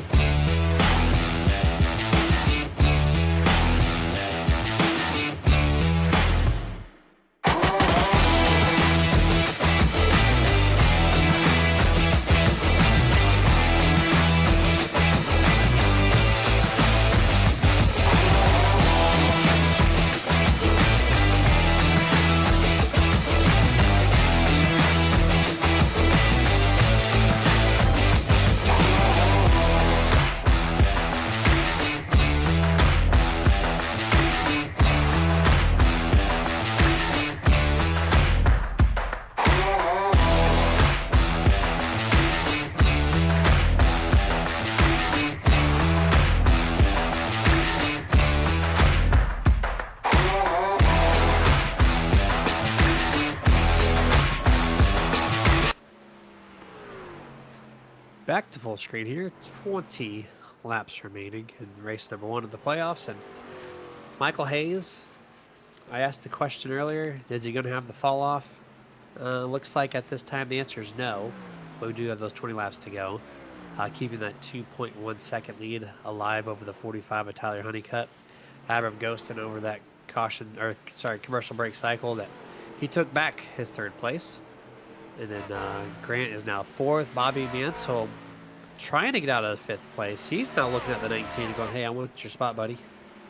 Yeah, and we had talked about Bobby Mantle just since that last caution and restart just has fallen off. It just has not had the handle on that truck there that he had in the mid stages of tonight's event. So, and we talked about it. He's not the only one. We've seen a number of drivers fall off as well. Bobby Mantle's one that has fallen off. We talked about Michael Thorpe Jr. He's fallen off. And Jeremy, you and I were talking about that 4th consecutive win. That 4-peat seems to be an omen. We've seen 2 drivers try it this season. That driver on your screen right now in the 34 is trying it tonight. Jacob Grant in the 19 tried it earlier in the season and did not fare out well for the 19 in that race. Got caught up and collected in a late race wreck. Was able to rebound back to P3, but just 2 spots short of that 4-peat.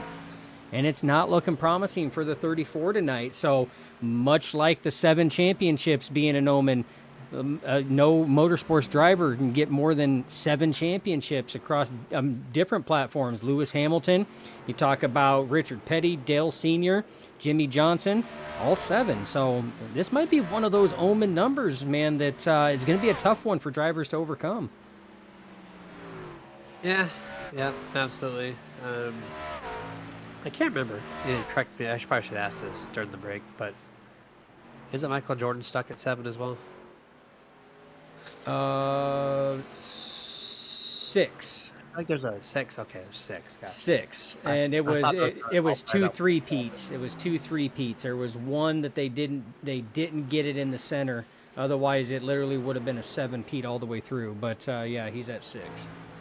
Okay, so close to that number, but still, I probably like one player ever that's gotten 8 championships. I don't recall, but ooh, Jacob Grant wicked loose off of turn 4 this time around. The handling on these trucks are gone bye-bye. I saw the 89 do it too. So this is the battle of the loose trucks right here. Whoever's going to win this thing between these two are going to be the less looser. Because turn 2 actually looks pretty good. Yeah, turn 2 looked really good there. So, yeah, it's just this track here, and it's not a driver versus driver situation. You know, K-Smooth brought it up in the chats earlier. You know, this is more of a driver versus the track right now, and it's playing rough with some of these drivers tonight. And that's why at the start, during the Countdown to Green presented by Icon Apparel Company, I sat here and said this was probably one of the most like left field, more technical, difficult tracks to start a playoff on for these drivers. Like, this was going to really throw it out there on, you know, drivers needing to show up to perform right now. And this track is it's taking a big bite. 13 laps to go in this race. Still watching these two. This is the best battle, I think, on track. We do have a little battle between EJ Luna and Joshua Altis for 6th and 7th, but they're a little more capped out. So it's really just the battle for 4th and 5th right now. But Tyler Honeycutt has made a lot of ground up in the past 5 laps. He went from 2.1 to a 1.3, Dustin. He's gained 0.8 of a second, 5 to 6 laps. I don't know if he has enough time, but that pace, he might get there. He might. Something to keep in the back of your mind is the one may be backing it up a little bit, maybe trying to cool the tires, conserve the tires a little bit. That is also something that we've seen drivers do, especially when they have a comfortable lead. They've got a little bit of that play that they can back it up on. So 11 laps to go. I mean, the 45 of Honeycutt doesn't have much time, but the time is still there. It's not saying it's out of the realm of possibilities. It's still entirely doable. But, Jeremy, the saying you've heard you and I say up here in the broadcast booth a number of times, catching a driver is one thing, passing him is completely different. I saw the one of Michael Hayes, I think, bounce off the wall slightly off of turn 2 this time. He is loose again off of 4. The difference drops from 1.3 to 1.1. 0.2 earned that lap alone because of the one's handling issues. Might have burned his stuff up. He went a little wide there on the apex of the corner. Loose again, hits the wall. Uh-oh, this might bring some drama for the race lead. Yeah, and that's one thing that, you know, when we talked about it, is the one had the better tires, but he had to maintain, didn't want to burn that stuff off. And right now the 45 is showing that he's got a little left in the tank. He's not done yet. The fat lady is not officially saying, she's just warming her vocal cords up right now, but the 45 knows that, and he is in hot pursuit right now. And he tags the wall a little bit, but in the words of Tony Stewart, here, kitty, kitty, kitty, kitty, kitty. Gained 0.5 in the past 2 laps. Ooh, loose there. Yeah, wicked loose off of 4. At the line, it goes from 0.8 down to 0.7, so 1/10 there. And the main difference was the one was actually pretty good off of turn 2 last lap around. Oh, he gets loose on apex center this time. A little throttle off. Oh, the 45 has a much better drive through turn 2. Let's see what turn 3 looks like. This is where he lost it last lap. and hugs the yellow curbing. Much better exit here for the 1. So if he can do this, he's going to be okay. But he has to do it now for 7 more laps. Yeah, and doing that, hitting your marks on a truck where the tires are, they're at their limit. And doing so when you've got a hungry driver like Tyler Honeycutt behind you, and that could be any driver that's hungry in Tyler's position. Right now, it just so happens to be the 45 of Honeycutt. That's a lot of mental game going on right now, and the 1 is doing everything he can to maintain that, as he also has, as you see it in the frame there, Jeremy, lap traffic as well. Lap traffic can play a factor in lead swaps and changes late in the race. That's what Kitty Smooth on YouTube just said. Perfect time for lap traffic, LOL. Yeah, right at the very end of the race where it could decide this event. About, 5 truck lengths separates the 73 from the 1. Off the exit this time, we're going to get the 5 laps to go mark. And it looks like Honeycutt closed that gap a little bit. This time at the line, 0.5. So 0.2 in the past 2 laps for the 45. Oh, look at the drive in, Dusty. He gains a lot of time right there. And the issue that I'm seeing right now is where Mike Hayes is running. He is running in that mid line, splitting that patch in the corner. The 45 can get down to that yellow. That means that when the 45 gets up to the 1, the 45 of Tyler Honeycutt's preferred line is going to be wide open if the 1 doesn't play defense on that one. And that's going to open that door for that pass. 4 laps to go as they're now working their way around the lap traffic of the 73 of Jeff Weimer. As much as the 45 lost time on turn 2 exit, he gained more of that Oh! on entry. And the 1's loose. I think both of them breathed on the outside wall there off of turn 2. Turn 3, here we go once more. Oh, the 45 actually does not get to the yellow curbing like he did last lap, but he's going to apex and get down earlier off turn 4, which is going to help his straight off speed off turn 4. Another 10th earned. 0.3 is the gap with 3 laps to go. At this rate, he will be there, but the pass is going to be so difficult. Yeah, and like I said, the only thing that is holding in the, the benefit of the 45 is the line that Mike Hayes is running. He's running a higher line through some of the corners there, and that's going to open that door up. Like he runs a higher line through 1 and 2, little wobble coming off there. 45 closes the gap, 2 laps to go, Jeremy. 2 laps to go, and can Tyler Honeycutt be the 3rd driver with 4 wins this season, or is Michael Hayes going to walk out of this thing with the checkered flag? It was nose to tail for a brief second. The 45 loses a lot of time on turn 2 exit. I think now this is going to be too much time to make up here in just 1 lap as they get off of turn 4 and 1 lap to go, presented by absolutely nobody. Yeah, 1 lap to go. Yeah, 45 of Tyler Honeycutt got loose coming out of turn 2 that last lap, and he lost a lot of ground trying to close it back up. Mike Hayes trying to keep it nice and clean off of turn 2. Good exit, little loose. Oh, 45 wicked loose off of 2. That's not going to help it, Jeremy. That is going to all but seal it as long as Mike Hayes can hit 2 more corners near perfect without any issues. He should be able to drive away off turn 4. Mike Hayes, clean turn 4 exit, will win at the Milwaukee Mile. In his first checkered flag this entire season, race 23. Welcome to the victory circle, Mr. Michael Hayes. Job well done on tonight's race. Outdoing some strong competition as they cycled out. The number 1 did not. And he's going to do a strong win against the 45 and the 22 of Aberghost, and that is your top 3 podium. As 5 drivers finished in within 10 seconds of one another, but let's see what the 1 can do for a burnout here. First one in all year, so maybe a little rusty on this part. Yeah, he knows the rules. He's been here before. We'll have to see what he does. Don't hit that. Ooh. He's flirting. He's flirting. He knows the rules, though. He's been here.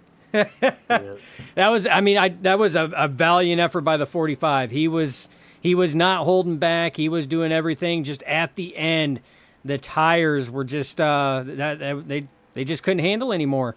And turn 2 cost him 2 consecutive laps like that, and that's what allowed the 1 to sit here and get his first win after returning back. As he continues to burn it down here on the start finish line. Here's Did you see? Did you see? I'm not going to call it out. You, I just see great racing, folks. you didn't see what he did right there, right? Just Hold on, no, I was looking at the chats. What's up? you Did didn't he make you it? didn't see this right here? Oh no. Oh. Nope, I missed it. Thank you for the flashback. So yeah, that will be called out in the post race. No problem there. But here's your unofficial results as I get the guy who's going to get in trouble now gets pulled into the channel. Michael Hayes, Tyler Honeycutt, Abram Ghosted. Your top 3, 4th and 5th is Bobby Mantle and EJ Luna. 6 through 10 is Jacob Grant, Joshua Altus, Bradley Miner, Matthew Escalera, and Jonathan Gaston. 11 through 20 is Don Blazier, Michael Thorpe Jr., Dustin Franklin, Patrick Gettner, Jeff Weimer, Danny White, Marvel Spearman, Chuck Cobb, Stephen Hayes, Kenny Heath, Ricky Hudgens, Callum Bailey. The bottom 3 actually did not start tonight's race.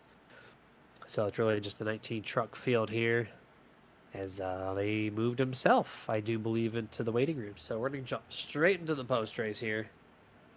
Presented by Victory Fuel. And here we go. Abram Ghosted, P3 tonight here in truck number 22. Congrats on the good solid run, sir. Yeah, I appreciate it. Yes, I'm doing good. Yeah, it's been a minute since we've seen you up here in the podium, and you started 4th. You ran 3rd tonight to finish this thing off. You've been up in the top 5, I think, for, 80+% of the race. And so what did your teammates do this week to prepare for this race? Because some of you had some really fast trucks out there. You know what? Jacob didn't hardly run at all this week. And Bobby's course. just mad fast. You know what Bobby does. But for me, I went out and I ran a couple officials, and the track felt a lot different. So it almost threw me for a loop early in the race. So I think the track is a little cooler, so it's quite a bit faster. And I was really loose like this whole race. But yeah, I was able to keep it up there. It was a really good race. Yeah, how much of a difference was the track from beginning to the end? That was kind of a question we talked about because we saw Michael Thorpe Jr. just run super fast up until about 30-ish laps in, and then he fell off. And then Bobby Mantle at that point, he led a good chunk of the race. And then he finished 6 seconds back all of a sudden as he could not regroup after a round of pit stops. Was there just setup changes being made, or did the track just really change that much? So a couple things. I think the track, I don't know what the temp was, but it may have been a little hotter. So I think with Thorpe, I think he may have ran a little too hard early. And I don't know if he was just trying to slow himself down to save his tires because he fell off really fast on that first run. With Bobby, I think it was Bobby's race. What happened is Bobby had pitted before that caution came out. And so he had like 4 or 5 or 6 laps on his tires. So he didn't pit. So he was out there that whole last run with older tires, and he still was walking me down at the end. So I don't think the track changed as much from start to finish, but there was a portion of the track of the race, mid race, where it was some cloud cover and it felt cooler, and it felt actually more like the official races that I was running. And I was able to put some good laps in and carry some long run speed. But on that last run, I had no long run speed. I really didn't have much at all. So I was kind of just holding on for third so I could talk to you guys. Well, there you go, man. You can tell who's a great driver versus just an average driver based on they can tell you what the track feels like just solely based on cloud coverage. So, Abram, great job on P3 tonight. Any shout outs you want to give out? Absolutely. Thank you guys, Nerd TV. It's always really cool to watch it back. I love you guys' interaction and understanding of racing. I think that makes it more enjoyable for us as drivers. Obviously, we all think we're really good, but we're not. But Grim Reaper, Bobby and Jacob, great teammates. We typically practice a little more than we did, but congrats to Michael on the win, and obviously Tyler Honeycutt, and I couldn't see what happened, but I thought they got pretty close to battling at the end. So it was a great race overall. I think we only had 1 or 2 cautions, so it was a great race. Thank you guys. Yeah, appreciate your words there, sir. Congratulations on P3, and we'll catch you in 2 weeks at Atlanta. Yes, sir. Adam Ghostin, driver number 22. Welcome back to podium top 3. Now we're going to bring in second place driver, the man he just mentioned. The 45, Tyler Honeycutt, second place. Congrats, dude. Oh, thank you. Yeah, man. So close to being the third driver with 4 wins on your name for this season. You stayed around 2 seconds back from Michael Hayes up until about 20 laps ago, and then you just had a whole different truck, and you almost got there. So what was that your plan to hang back as long as you could and then go for it, or did your truck just have that much more speed in the long run? Yeah, I think I was just the best truck on the long run all night. So I knew that if we went green, I would have had a chance. So I was just riding until I saw him getting loose, and I started pushing the issue. It was, yeah, it's just really good long run truck, and I just hate that I got loose off of 2. I think I would have had him. I think if I would have got close to him into 3, and then the way we went into turn 1 like differently, I would have been door to door with him probably. But it just got really loose, so just unfortunate. But I'll take second. Good start to the playoffs. I was going to mention 6 drivers in the playoffs finished inside the top 10. A couple of drivers in the playoffs did not even finish tonight's race, being Danny White and Stephen Hayes. So it's going to put you in a really good advantage. But 2 weeks from tonight, we go to Atlanta, where anything could happen. How you feeling for that track? Do you play a little more conservative now since you got a little bit of a buffer, or do you just try to stay up front all night? I believe we're racing Atlanta 08, unfortunately. Oh, well, then it would change some things up, yeah. I hate Atlanta 08. But no, my plan is just to try to get as many points as possible because I'm probably going to miss Martinsville. So hopefully I can miss Martinsville and still win the championship. So probably not, but we'll try. You are Oh, yeah, if correct. it's It is Atlanta 08, 08. All right, so then that's a whole different game there. Bumpy version. What are you going to how do you think you're going to fare with the rest of the competition? Not just, putting your side thoughts about yourself, but for the whole competition. Do you think you have a decent chance to at least uphold what you did here tonight? Top 3, probably not. I can probably squeak away a top 5 with some strategy or something, but on speed there, I'm just not good. I could probably be on the backside of the top 10 throughout the night. But who knows? I didn't do any practice all week for this race, and I come out and finish second. So maybe the tide will turn for me there, and we'll have another good finish. All right, man. Well, congrats on second place tonight. Fantastic job. Any shout-outs? Yeah, shout out to you guys for the broadcast. You guys do a great job. Can't wait to go back and watch. Shout out to everybody that runs the league and runs the drivers that run in the league. A lot of fun racing these guys and having a blast as of late. Shout out to my family, everybody that watches. Ghost Motorsports 1-2 right there with Michael. Glad to see him finally win. Just sucks that I had to finish behind him. But yeah, just shout out to everybody that's on the team. Bradley, I think he ran pretty good all night. Probably backside of the top 10, but it was a lot of fun. Like I said, just can't wait to do some more racing with these guys. Yes, sir, man. Enjoy your week off, and we'll catch you in 2 weeks at Atlanta. All right, guys. Thank you. Yeah, man. My man, I wish I is. had that amount of skill to not practice for a race, show up and finish P2 like that. Man, it blows my mind. Like, this is crazy. Like, these drivers are that skilled and they have that much of an understanding of these trucks that how many times have we heard it in the Nerd TV podium? Oh, I just showed up, man. The only practice I had was about 5 minutes before qualifying. I'm like, I wish I could do that. Yeah, you heard Abram say that Jacob Grant was the same way, just didn't really practice. But Abram was putting some laps in. He did some officials. He did what he was supposed to do, not just be that guy and just go, you know what, I'm going to be good. Doesn't matter. I'm not even going to fire up the sim until, 10 minutes before. I wish I had that skill. It's not like they're showing up at a super speedway. This is Milwaukee. You need practice.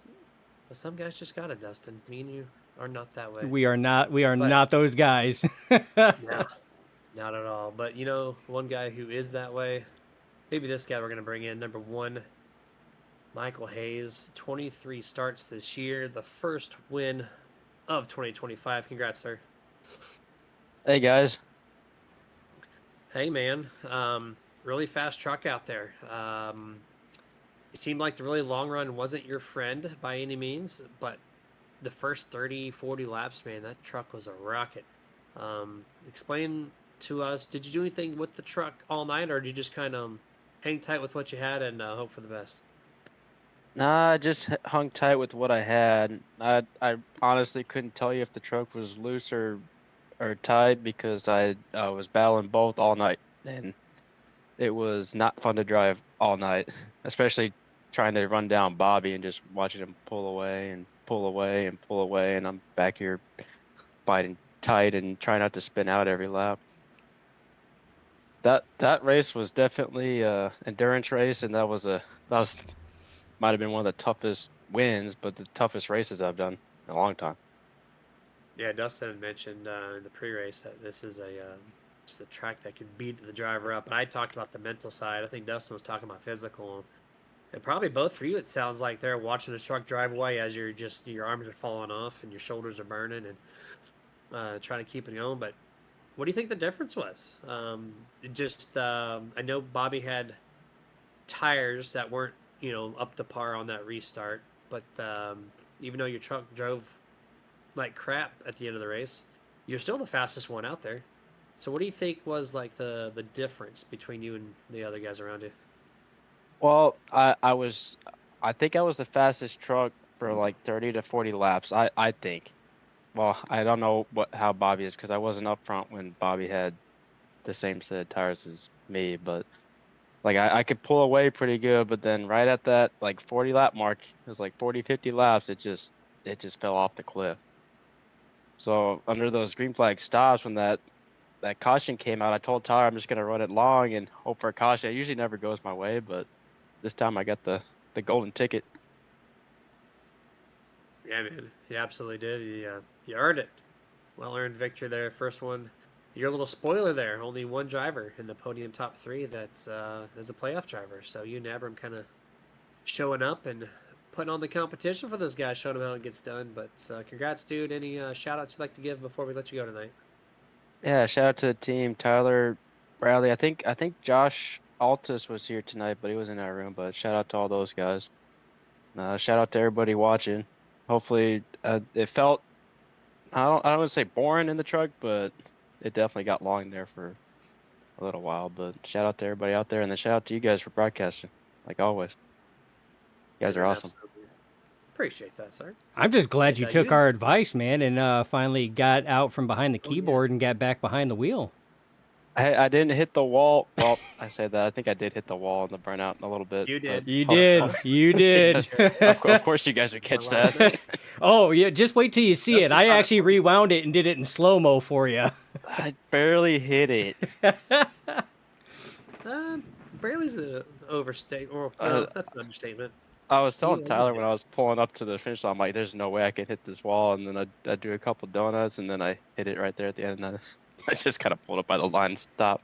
My man says, hold That's my what- beer. Yeah, Well, I'm that was the glad- last Find a way to time hit it. you know, You found a way. I'm glad that you're back, man. I enjoyed the commentary and everything behind the keyboard. It was always fun, but definitely glad to see that number 1 truck back out there, and glad to see you in victory lane, my man. So look forward to the rest of the playoffs.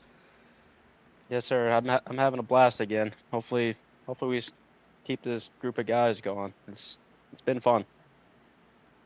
Been fun to call. It's been fun, I'm sure, for you guys to race. And yeah, let's close out this season with more good races to come, man. Have a good rest of your night, and enjoy your week off too, by the way. Yes, sir. You guys have a good week too. Have a good night. Yes, sir.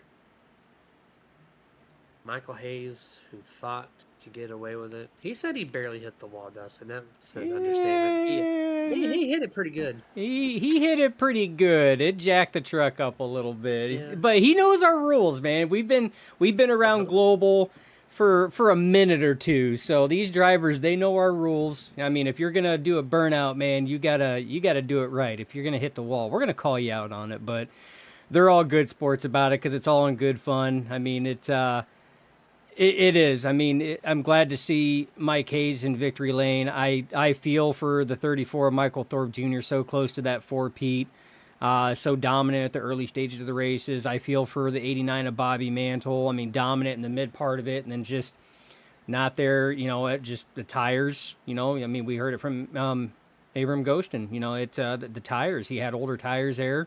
Stayed out. Late race caution. Was a little bit more costly for some of these drivers, but tough track. I mean, super tough track. I mean, we've seen a lot of give and take tonight. Super awesome to see that.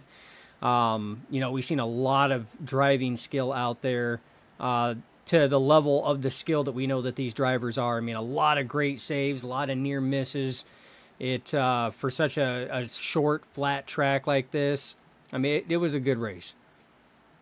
Yeah, pretty solid, pretty fun overall. Good turnout too with the 22 entries tonight, and you guys enjoy your week off. 2 weeks we're going to bumpy Atlanta, so that'd be fun. Very fun to watch and see how they tackle that in the playoffs. I was like you. I thought it was the new Atlanta until until Tyler was like, no, I think it's the 08. And I went and checked the schedule, and I'm like, oh, crap, it is the 08. Well, that's going to change things up quite a bit. Old Atlanta and Chicago. They did a little difference here in the playoffs, which I enjoy. Absolutely. But yeah, man, we're going to close this thing out. So appreciate y'all joining in, chiming in. There is a lot of chat to scroll through, so that's really cool to see. Love it. But appreciate so each and every one of you guys. Absolutely, man. We're not live this coming Sunday, but this Wednesday and Thursday we are. OP Butt Kicker on Wednesday, and then the PSRA Fixed ARCA on Thursday. So you guys stay safe. Get your nerd on. Dustin, what you got for him? And as always, it's not goodbye. It's just till next time. Stay nerdy out there.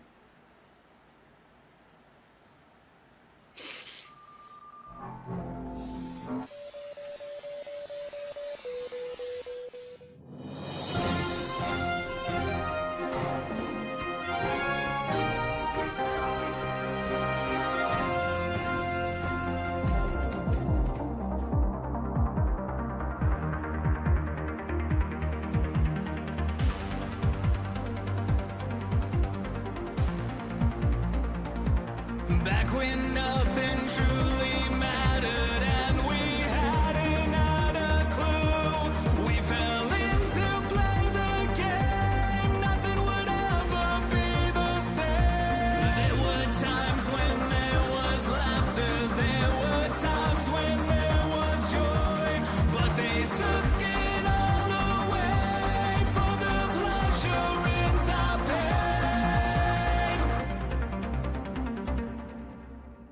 Welcome